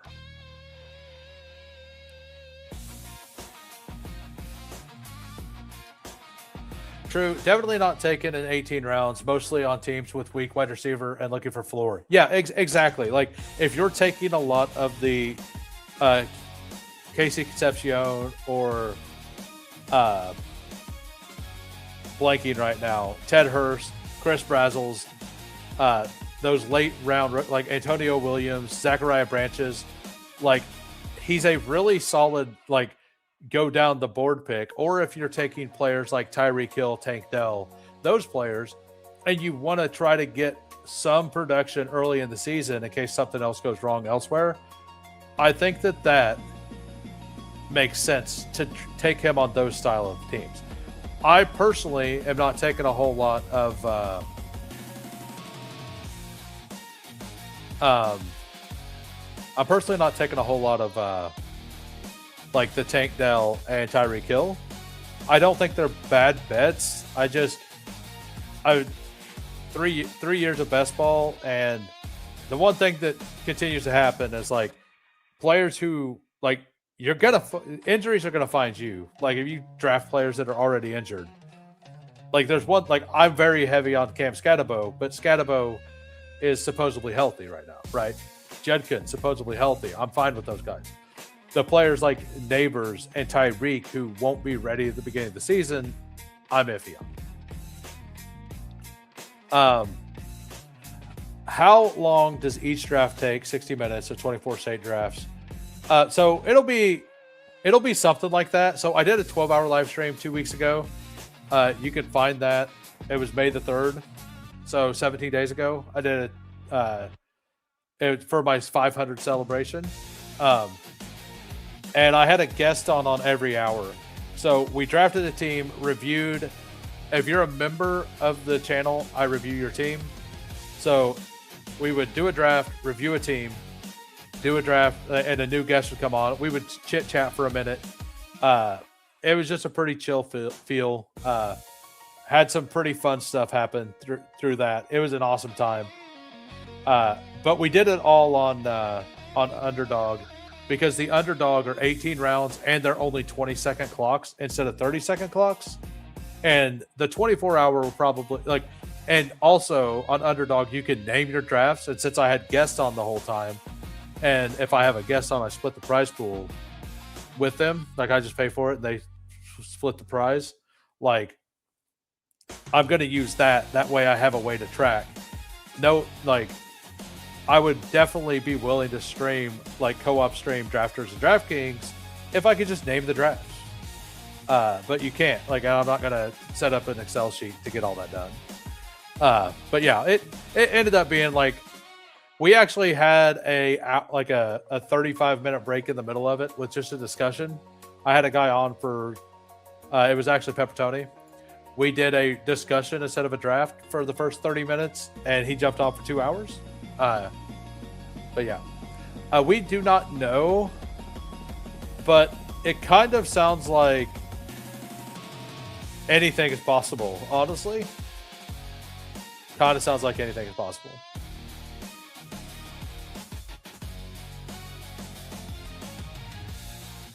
Did Ted Hurst already go? He did not. So I'm going to pull him up the board because I want to make sure to get him if I can. I mean, Jalen, like, I am not a big Jalen Naylor fan, but, like, I mean, Cade Otton's still here, too. I do think I want a third tight end, but I'm not that worried about it either. I still only have 5 receivers, and I didn't start until Nico. We're going to be done with those 5 running backs, though. Actually, we need to check the bye weeks on that. We got 8, 6, 11, 9, 8. Yeah, we're really good there. We'll take Antonio Williams, and then we will take Ted Hurst if he comes back around. Like, so this is the kind of team that a Jahan Dotson makes sense on, right? Because, like, I've got Nico, I got Burden, who's not going to be reliable. I got Quentin Johnson, who won't be reliable. Dobbs might be. Then we got Trey Tucker, Williams, and Hurst. None of those guys are reliable. So, I'm like, Jahan Dotson is a player that I think fits this structure well, because I've shot for a bunch of upside with the like Burden and Quentin Johnson are definitely going to have weeks. 20 rounds. Yeah, if I didn't have Bowers, I would probably do a lot of 4 tight ends. I'm probably going to go 3 tight ends and 9 receivers here. Who, in your opinion, should Neighbors be dropping down to the 5th round because he's incredibly likely to miss the first 4 games on PUP and not 100% when he returns if now a win? I think I put him at like 35 or 30. I think I have him at 32. That's kind of where I'm at.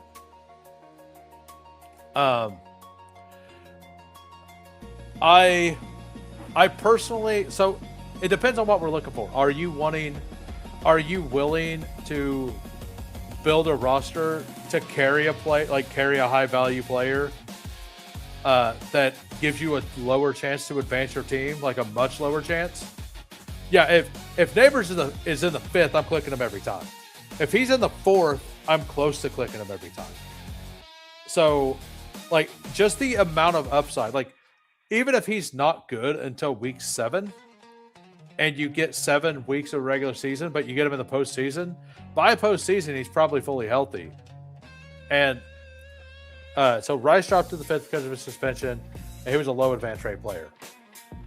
Yeah, but if Mahomes didn't get hurt, he might have absolutely smashed through the playoffs too.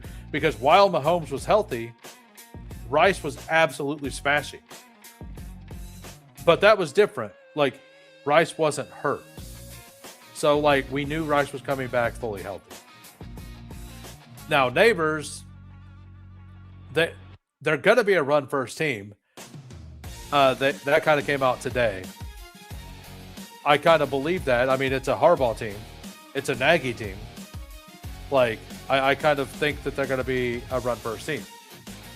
So, in my opinion, I think that, like, in round 4, I'm going to take him a lot if he goes to round 4. His upside is just too good. That came out, yeah. Right, exactly. Like, Peppertoni is exactly right here. Like, if you were reading the tea leaves, like, whenever they hired Harbs, and then Harbs went out and signed Patrick Ricard, who is a blocking fullback, like, it was kind of already, we knew that. The other Ravens fans unite now here. Yeah, you remember our guy? Remember that Ricard guy that we used to have? We love Ricard. Situation, you got to take a potentially unstacked tight end in round 20. Who you taking?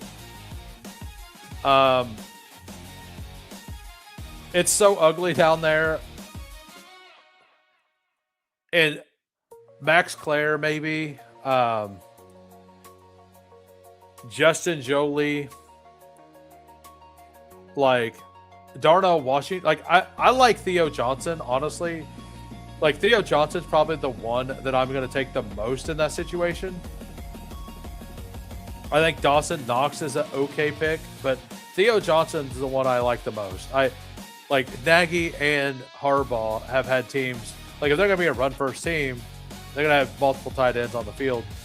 I do know that Theo's going to have to learn how to block a little better. I think Darnell Washington is a good one. Cole Kmet, maybe. Like, Cooper Kupp is perfect for this team. Like, you know how I was saying I need to get some late value, like some late targets, just to get me through the season? Like, Cooper Kupp is perfect here. Like, that was exactly what I needed. Like, I need a guy, even if it's just like 9 to 10 points as a wide receiver 3 early in the season as these guys are ramping up. I don't mind that. So we're going to take a tight end next. And by the way, I wasn't planning on doing another draft, but I could. I'm feeling pretty good. We're having a good day. I don't know. I have another thing I have to do later tonight. I'll look at the contest lobby and see what happens.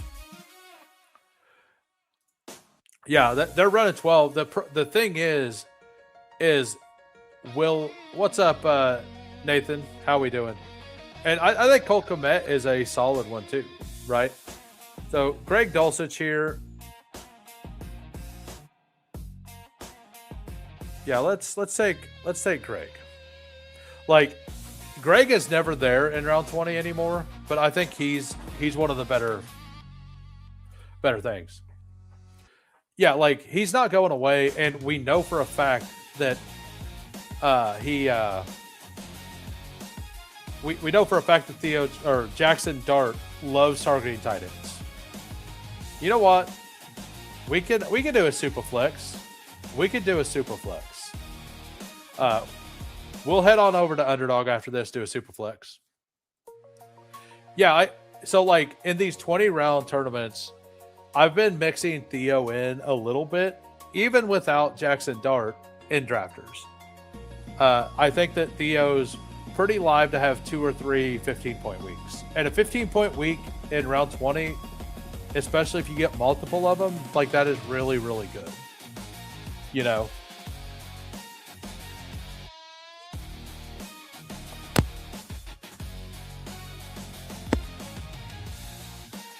Justice Hill's a really good pick down here, too.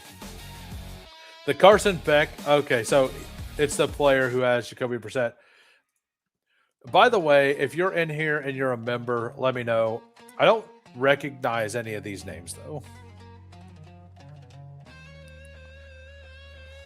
So, could Dart and Scatterbo combine the 7th grade math? Well, that was one of the best. Let me find that tweet. Who was it? It was. I have it in my Discord. Let me find it in my Discord.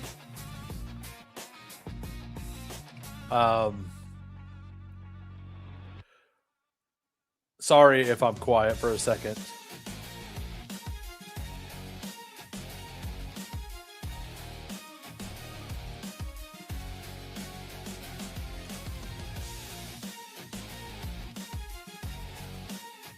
All right. Dove Kleeman. Superstar Giants running back Cam Scatterbo believes he'll have 300 carries for over 2,000 yards this season. His quote, "I had 400 yards on 100 carries. When I play 17 plus games this year, it's going to be 300 carries for over 2,000 yards. He'll be unstoppable when healthy." So Not a shock, but Scatabo doesn't seem to be the best at math. Not scared of Randall taking hill work. I mean, I'm not scared of it because I'm not drafting very much Justice Hill. We know Dart can at least clap to 3 for the Gruden interview when healthy. Yeah. Like I've never argued that Tyrone Tracy's a really good pick. I think that the Giants backfield is one that you could take both of them like on the same team. I think that is very, very live. So yeah, we need another wide receiver here. I love Surratt. If Surratt makes it, we're taking Surratt a second time. This is the kind of team that Vele makes sense as well. It's a Savion Williams team. We got the bring back, the Houston bring back. We're taking Savion Williams here. Third round capital last year. They let Dontavian Wicks go. They traded away Dobbs. It's a Savion team. Yeah, it's a Savion team. It's the bring back. If you want to troll me, you can take him, but it's a Savion Williams team if we can get him.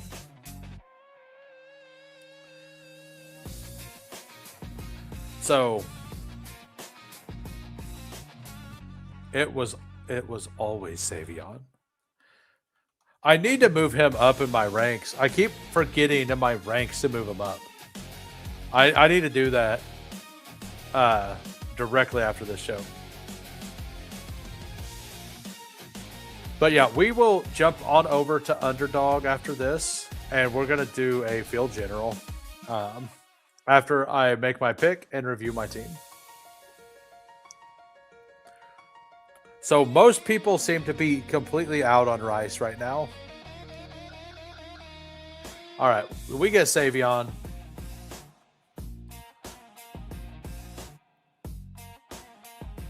What's up, Emo? How we doing, sir? I guess I'm Mr. Mitsohu. I don't know why I couldn't read that, but I don't think that makes sense. Maybe it's a joke that I don't get. But all right, we got I believe it's a 3-5-9-3. We got Justin Herbert, Jahmyr Gibbs, Cam Scatabo, Nico Collins, Luther Burden. We actually got Luther in the 5th round. That felt good. Quentin Johnson, wide receiver 3, is not great. But we got Brock Bowers. Jadarian Price fell back to 71. Tony Pollard, Romeo Dobbs, Baker Mayfield, CJ Stroud, Woody Marks, Britton Strange fell back to like 170. Trey Tucker, Antonio Williams, Ted Hurst, Cooper, Kupp, Greg Dulcich, and Savion Williams. We have a Week 17 bring back with Savion. We don't have any bring back for the Chargers. That's fine. I don't need everything. Doesn't have to be perfectly correlated. And our third quarterback, Baker Mayfield, plays the Rams. We also don't have anything there. But I think altogether, the team makes sense. It seems like a fun team.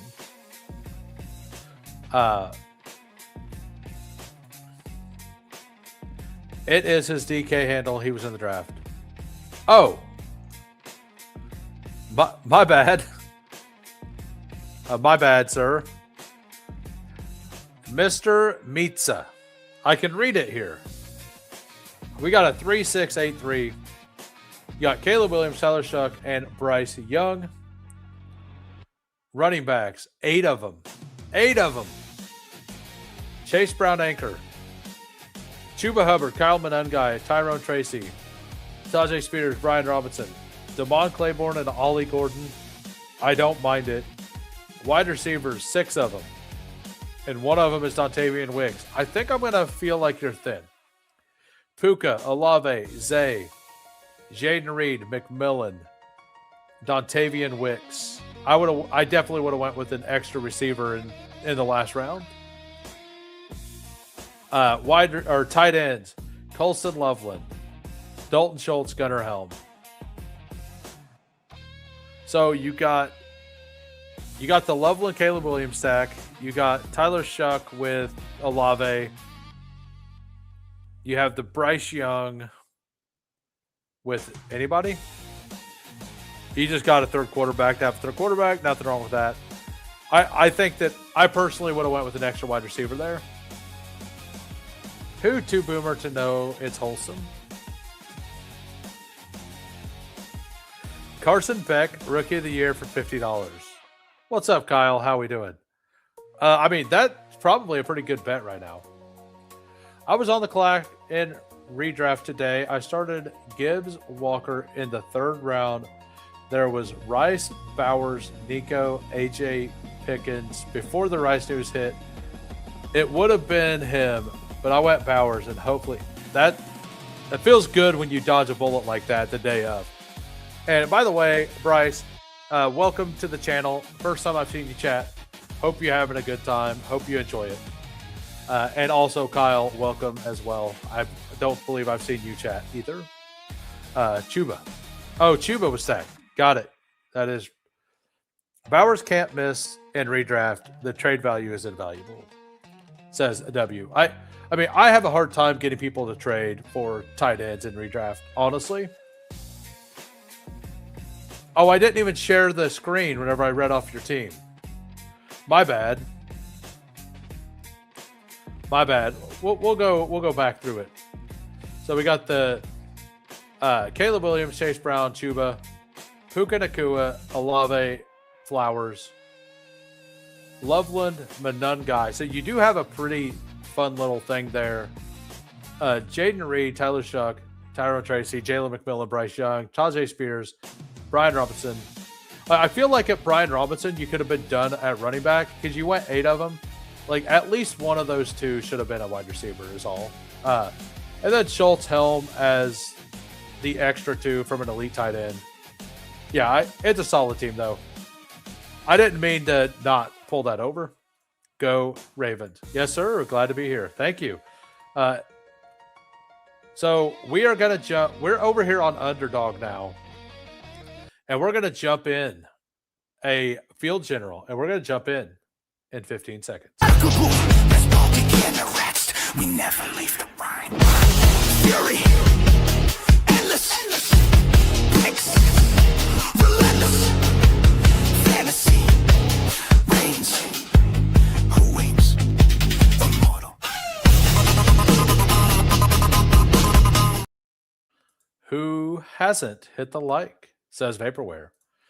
And by the way, if you guys are new to the channel and you've enjoyed the content, go ahead and hit the sub. We're going to do an 8-hour live stream because we have the day off on Sunday. So we don't know how to stop.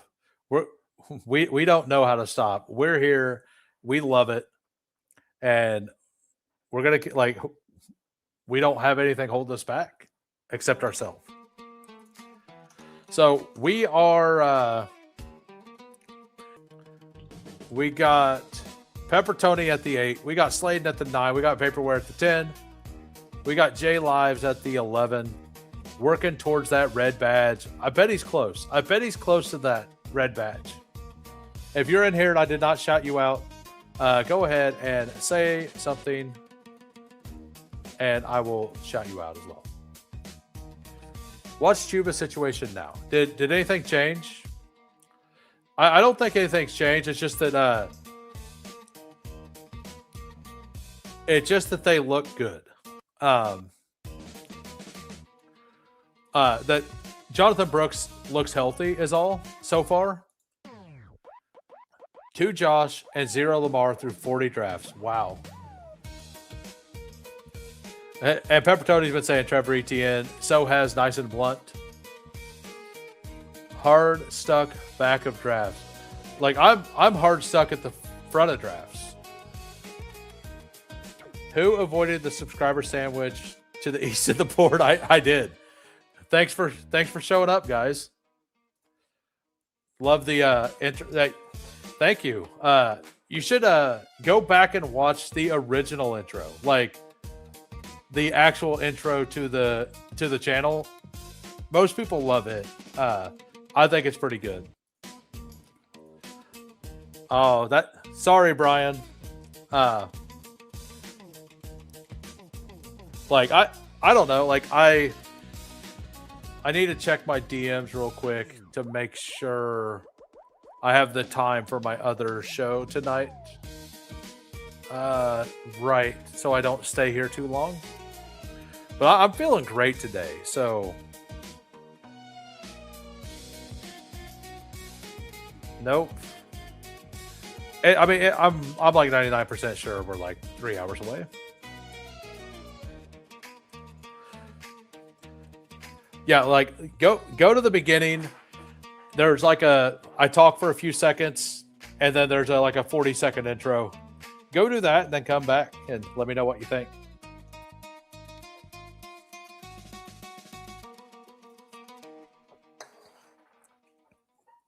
Shout out to Jamie for the awesome music he does.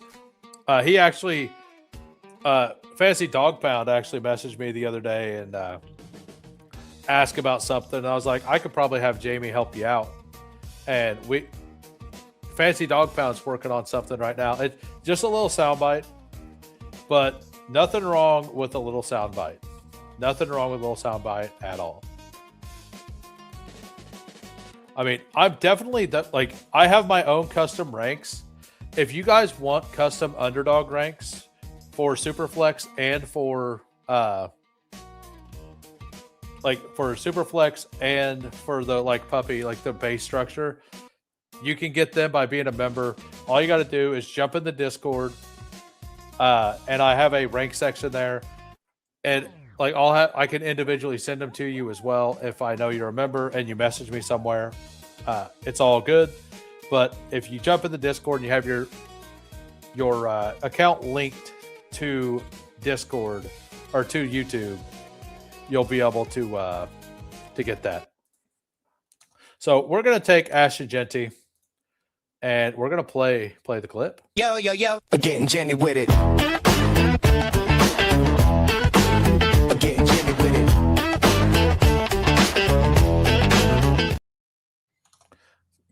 Love that clip. Like I feel like everybody loves that. All right, so we are back. Do I want to push or do I'm just gonna take the floor play here. I'm gonna take a Jared Goff. He has a bunch of like 20-point games all the time. So I'm just going to go ahead and take him. I've been pushing quarterback a lot. So I did that early, and I'm going to start building more like I did last year. Almost had my first Superflex share of CMC there. I almost took him today too. I haven't got him yet. Can't wait to draft in whose stream room.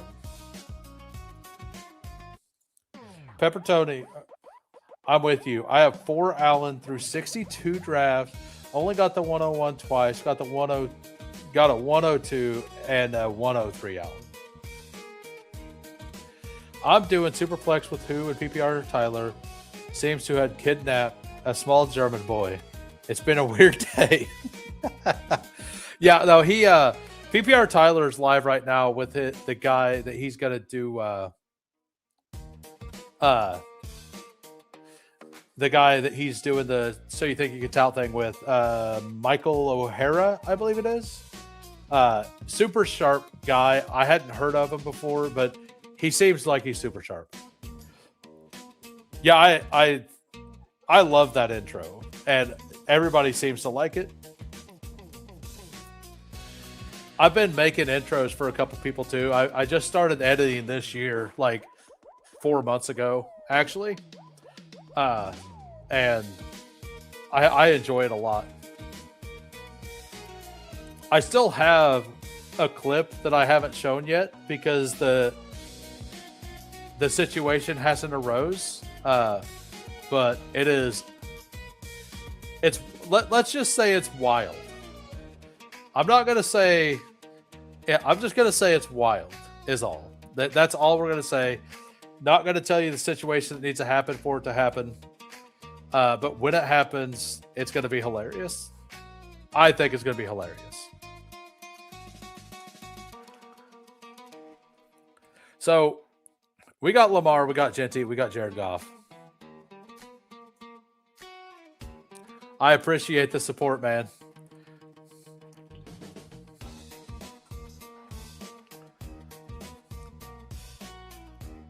So let's remove the banner for now. Banners, I don't know about you guys. Banners annoy me at times. Especially like the StreamYard banners, you can't set the exact like how long it takes and all that. You just have slow, medium, fast.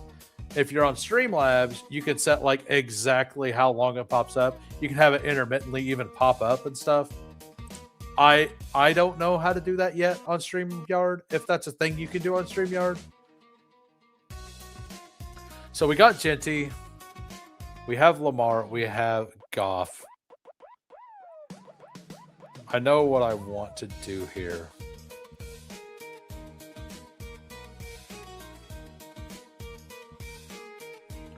Do I want Ward or do I want to move down? Week 17. Cincinnati. I take a lot of Cam Ward here.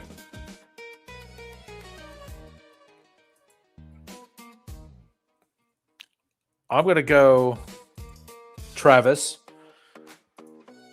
And then I will go Kyron. Like, he's not going to go quarterback, right? So I knew I could take a running back there for sure. And if he takes a quarterback, he's almost making a dead team. All right, we're going to take Brees as well. I would have taken a... I definitely would have taken a quarterback if he took Brees. But I want... This just feels solid. So I think I can get a quarterback back at 71, maybe. There's an okay chance I can. And since I got Lamar like leaning, and I took Goff for a security blanket as well on top of Lamar, I think doing the double or triple late tight end or quarterback thing makes sense. Put yourself in my shoes. Are we happier with Shuck, a running back like Love, K. Walker, 3, Jacobs, or Henry plus a choice of... I end up with enough Shuck unless I pull him up. So I think that the skill position player is kind of more valuable at times. Like, so when I'm on this side of the board, I've been pushing quarterback a lot more to see what happens, because that's where most of the skill position players go. I have several, like Jordan Love. I have a couple of teams to where I only have one quarterback through 5. And then I end up getting one at 62. And like, those are the kind of teams that I can't remember who it was. Game Type was asking earlier about when you want, like, do you like the Michael Penix plus Tua thing? Like, on a team like that, I think you have enough power at the position, at the other positions, that you can get away with it. But I think if you do that, you also have to like not take an elite tight end. I think elite tight end is kind of off the table in those scenarios as well. So this room isn't going to let me get a quarterback back. It doesn't look like. Even Mendoza went at 54, which is fine. Like, I'm okay with that. I'm okay kind of leaning in on these two guys and hoping to get something random later. Like, if I can get Penix at 95, I'm okay with that. I haven't taken Shador or Deshaun Watson for a while, so heck, if Vapor takes Geno there, I'm out on Caleb Stroud Island. Yeah. Caleb Stroud Island sounds like a horror movie. Like if you were to make a best ball horror movie, like a Superflex horror movie, Caleb Stroud Island might be the one. I mean, I would love Colston Loveland here, but I would take DeAndre Swift before him. So I don't think that the guy is going to take him.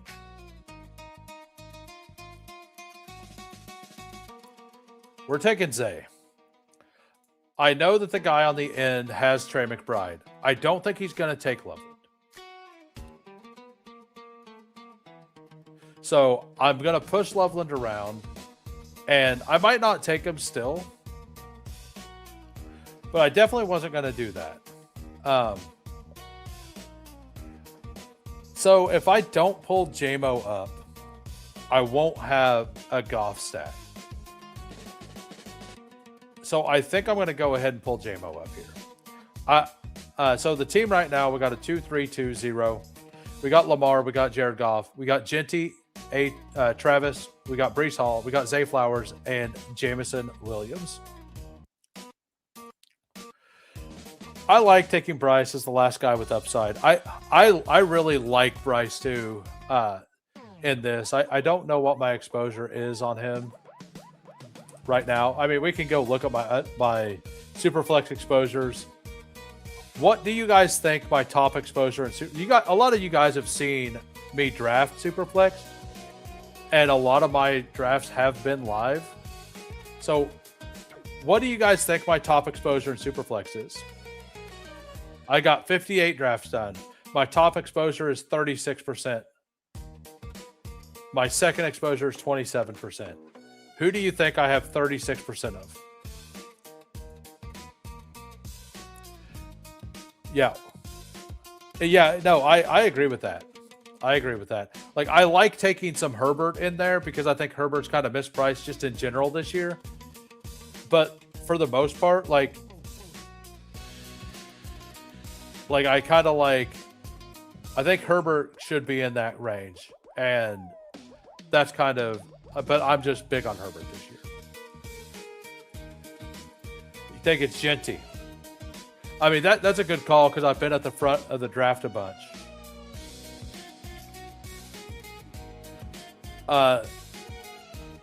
The answer is Tony Pollard. I got 36% Pollard.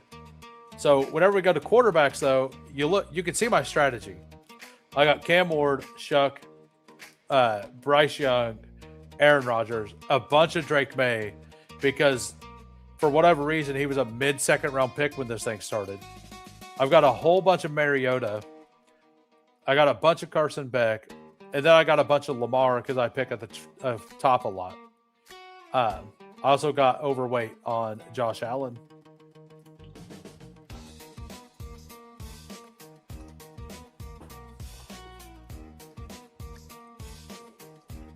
But yeah, I've been trying to force myself to not take Tony Pollard in these. Running back is just so much more valuable, as you all know, since you only start 2 wide receivers and the flex position is from a wide receiver spot. The super flex position is from the wide receiver spot.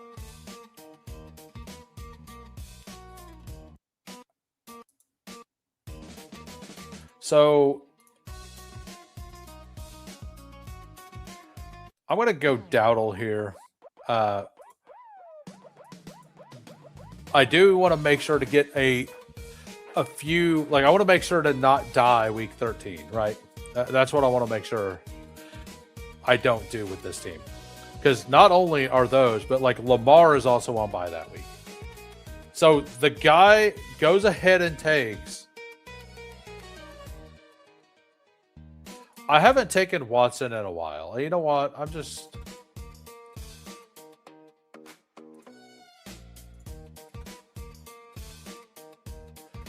Let's just not do that. Let's just take, we're going to take Christian Watson.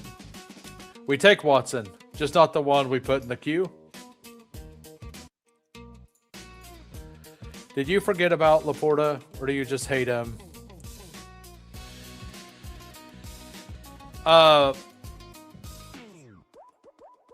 just forgot about him. I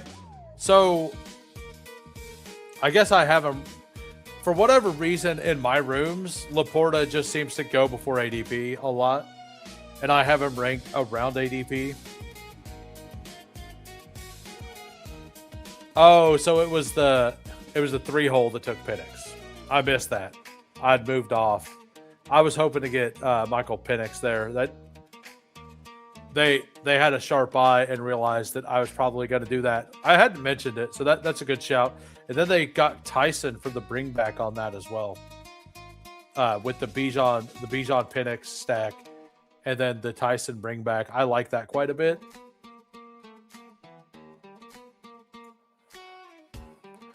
So, hope you guys are enjoying the content today. I'm having a nice chill day. Looking forward to Sunday when we're going to go live for a while.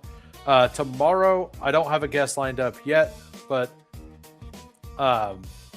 we will have a...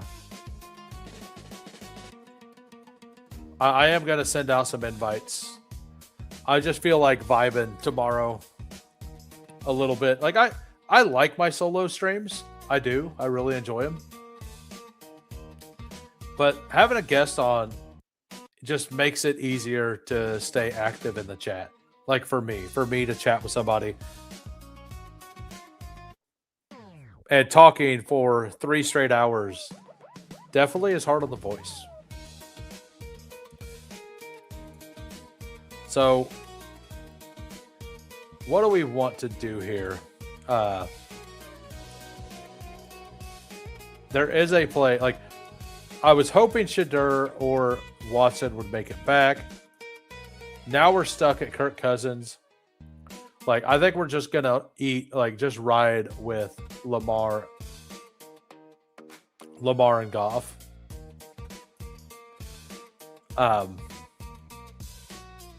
For now, right? Like, for now.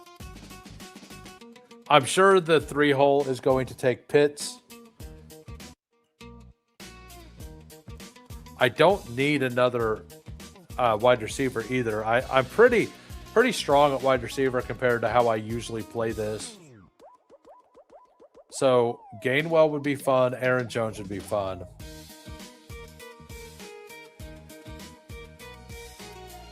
And we got...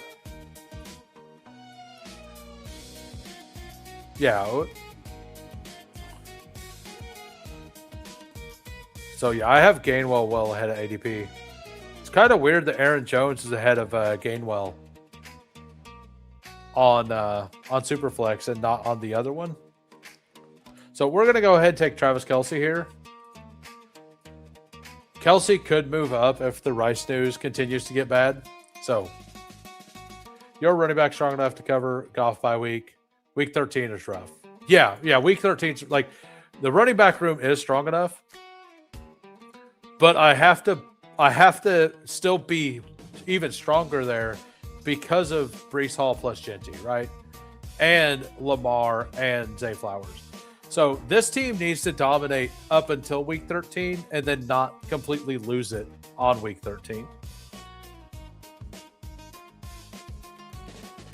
So another thing with that is I'm going to go with those late flyer quarterbacks. Those late flyer quarterbacks have a better chance to be starting by that point. Whatever starters that are going to get hurt are going to get hurt probably later in the season, right? So if I hit the lottery on whichever one I pick, it's going to feel pretty okay. Which team's wide receiver 2 do you think is actually better than their wide receiver 1 and could outscore them straight up this year? If we're talking about ADP, I think it's a really easy answer, and I've been very vocal about it. It's Rome Odunze over Burden. I personally just think Rome Odunze should be first. If you're talking about like which one would be like a super unlikely thing to happen,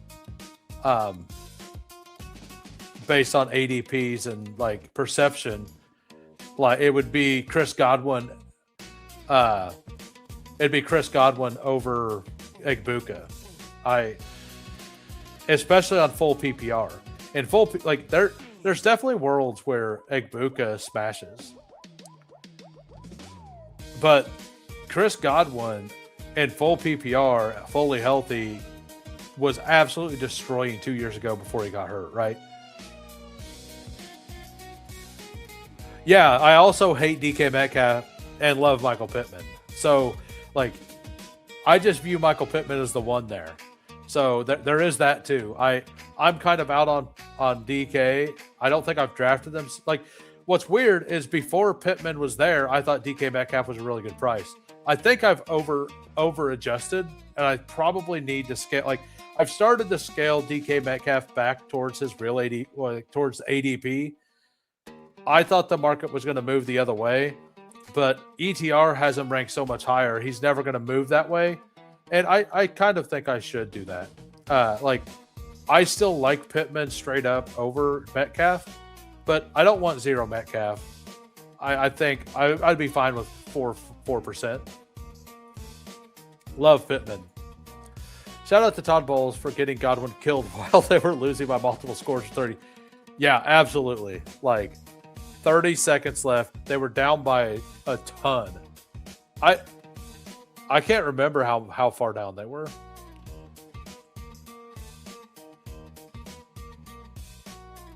We're taking Carson Beck if he's here. So we're taking Beck. Are we gonna... Like, Carson Beck's a bring back on Genty, by the way. So we're definitely taking him.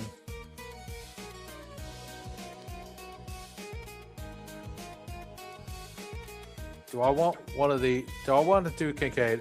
You know what? We were talking about Kincaid before the thing, how I want to make sure to get a little bit more of him. How I think I could be wrong on my take on him. So, yeah. Oh, Mason was an auto pick. Are you not in on him? Yeah, I didn't even have much Godwin, and that's... Yeah, I semi-faded Godwin that year, but I did have a drafters team that was top 3 that week, like for the season that week. And it was a super flex drafters team. It was top, I think I was like 6. Well, I was 3 to 6. I can't remember where I was at, but like we were all separated by like 15 points. And Godwin got hurt. All the teams up top had Godwin, but it just made other teams able to catch everybody.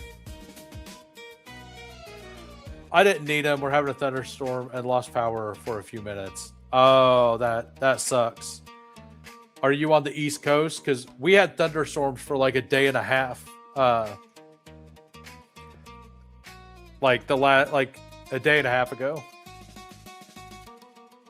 Come on, bro. Carson Beck. I don't like Carson Beck as a player. I don't think he's good. How we doing, MMA Outlaw? I've talked about this a lot. I don't think he's skilled. I don't think he's great. I'm pretty out on him as a talent for like Dynasty and stuff. What I do know is that Arizona has a week 14 bye, and there's zero chance that they're in the hunt, and Jacoby Brissett's going to keep the job past the bye week. Like, that's just not going to happen. So he's a bet to be in the fantasy playoffs. Is there a world where he plays half the games? Like, at this ADP, all I'm worried about is him playing the last 3, which is the fantasy playoffs, right? Like, if I could have an extra quarterback since I got boxed out for the 646 seat final, I'm okay with it. Like, I feel pretty confident my tight ends are okay. Like, I'm going to have depth at receiver by the end of this. My running backs are pretty solid. Like, the position I could need help. And, like, there's still the world where they just don't get it figured out with Brissett, and Beck is fine and plays early. I do know that they have Gardner Minshew still. There's a chance that that Carson Beck plays by week 8 and gets benched by week 9 for Gardner Minshew or something too. Like, I'm not a believer in the talent, but I think that there's a very good chance that he's going to be playing in the fantasy playoffs. Thanks for answering my questions. First time here, and you definitely got a sub for me, dog. Hey, have a great day. Thanks for the sub. Peace. Dirty Jersey, got it. So, like, for now, like, I'm not advocating to, like, be bullish on Carson Beck like I am, but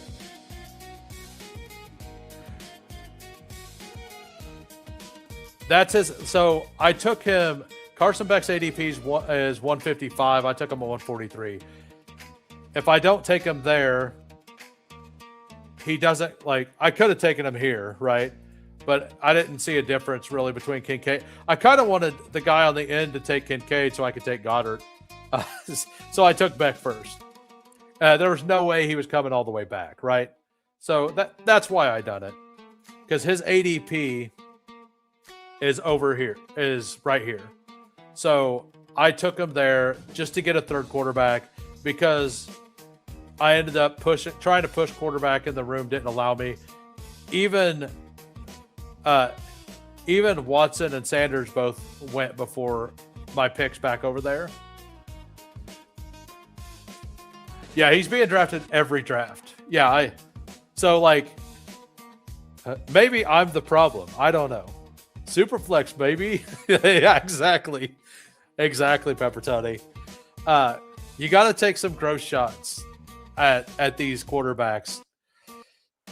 So, like, last year, Mike Rob has the data. I don't know if they put their episode out on that yet, but Mariota was drafted like 10% of drafts or whatever, but he had like a 20-some% advance rate. I don't know the exact number. Maybe Mike Rob maybe he has it on hand. There was so hitting on the backup quarterbacks that actually get to start, and that's kind of what Beck is a big deal. Because, like, if you can get a starting, like, all the starting quarterbacks here, even Geno Smith went 64, right? If you double that value to like 120 and you get a starter, even on a bad team, like, it's a solid value. Mike Rob. Oh, I've never done Superflex Rico. I'm bugging you. You know what you're doing. It's all good. And I'm glad you think I know what I'm doing, sir. It means a lot. That makes one of us. But yeah, so the way it works, you have 2 running backs, 2 receivers, 1 super flex, 1 flex. So you can start up to 4 running backs, and you can start up to 2 quarterbacks, and 1 tight end. 12 bench. It's also best ball. I'm assuming you know how best ball works. Some people are new to best ball. No shame in it. But you also, if you're new to best ball, like, you have no waiver pickups. None. So you just have to, like, take people and hope for the best, right? And believe me, when you take Carson Beck, you're definitely hoping for the best. You're not expecting anything. You're definitely just wish casting. You're like basically just closing your eyes, bending over.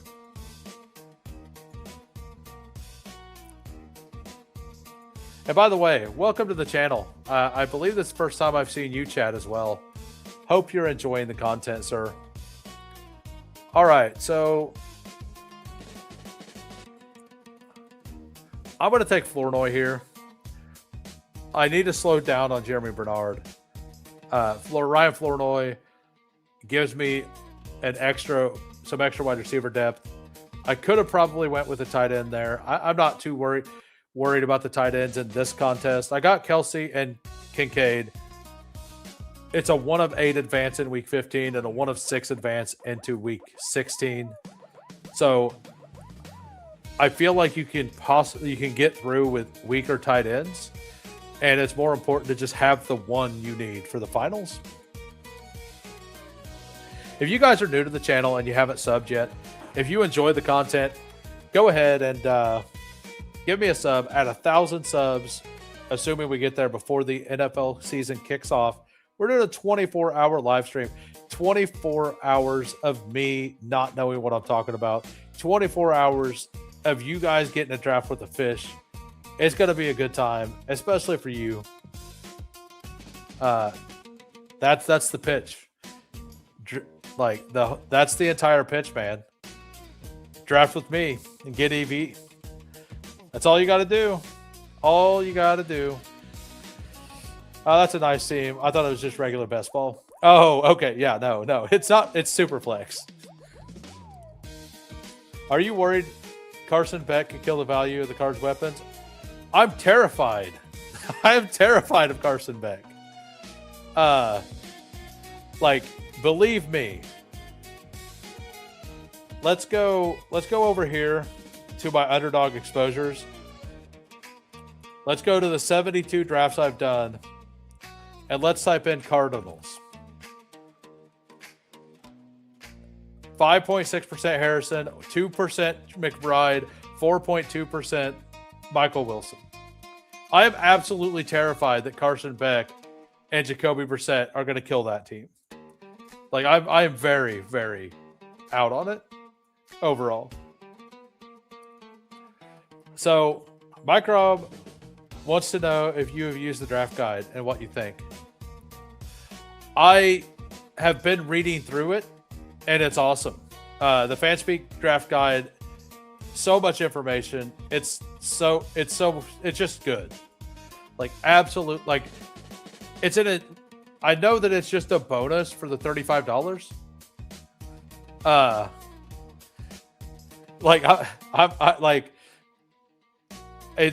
You do the Fanspeak Substack and you get it for free. That is crazy.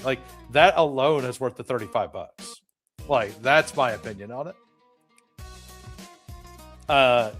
Kamani Vidal. Where are we at? You know what? I'm feeling like having some fun.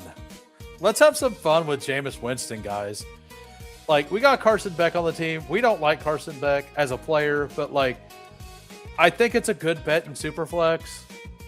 So since it feels gross to draft Carson Beck, let's have some fun and draft Jameis Winston. Make us feel a little better about the pick. Fair answer, and you backed it up. Yeah, I am very, very scared. 11 to 14 and 50. I actually prefer 4 tight ends to these because the middle rounds, they just feel like the best picks. I think that's semi-true. 14 through 15. I do agree in those rounds. I don't know. I think that I think Diggs, Cooper, Shaheed, Higgins, Travis Hunter went too high here, but I think the Diggs, Cooper, Shaheed, Higgins, Coker, I think those guys are equal to all these tight ends. I do agree that they're very, very well priced though. Probably a little weak at wide receiver on this team, but in all honesty, I don't care. We just took Jameis Winston for fun, man. That's a good $3. I just enjoyed that $3, man. Even starting at Kraft. Yeah, I know that's something Sacrilegious has been talking about, the 4 tight end stuff. I think in Superflex specifically, the tight end prices are closer to what they should be in the other formats. And in the other formats, I'm very in on the 3 and 4 quarterback stuff. It's not even that I don't like AD Mitchell. I've just never seen him fall within a mile of his listed ADP. Jameis has receiving upside. Is Emmett Johnson any good? I keep drafting, bro. I'm also a Chiefs fan, and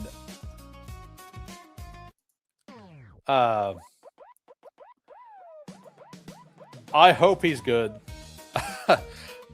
I hope he can pass protect. I hope he can pass protect.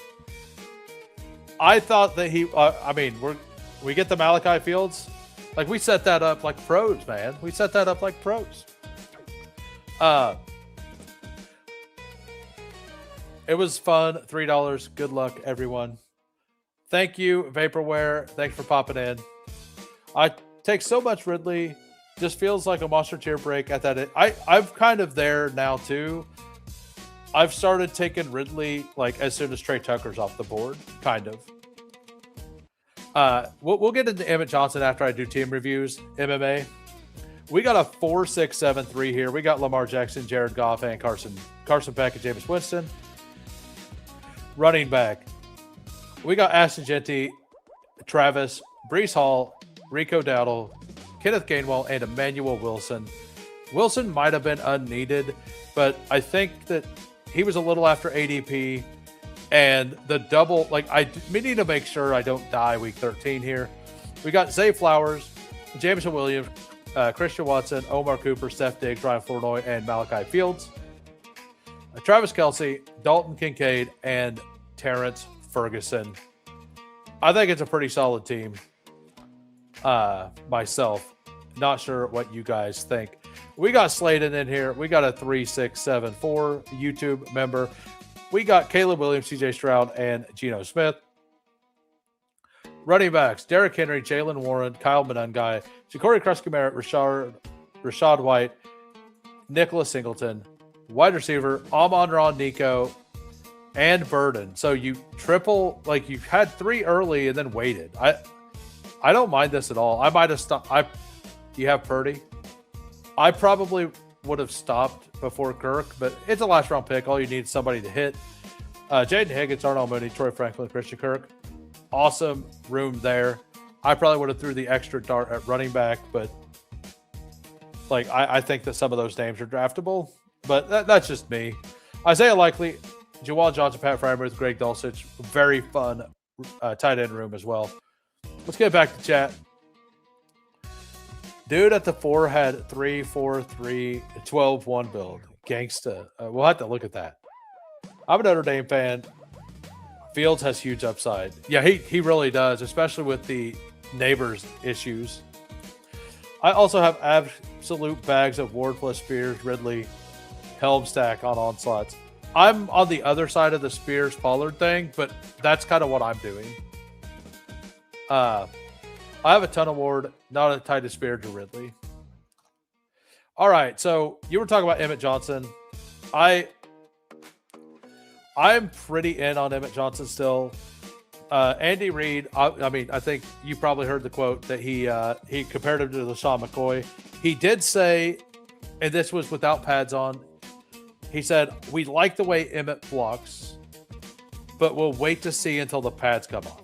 So I think that he understands that Emmett Johnson's size could be a problem for pass blocking, but also it's bullish because if he is okay, he doesn't have to be great at pass blocking because Kenneth Walker is bad at it.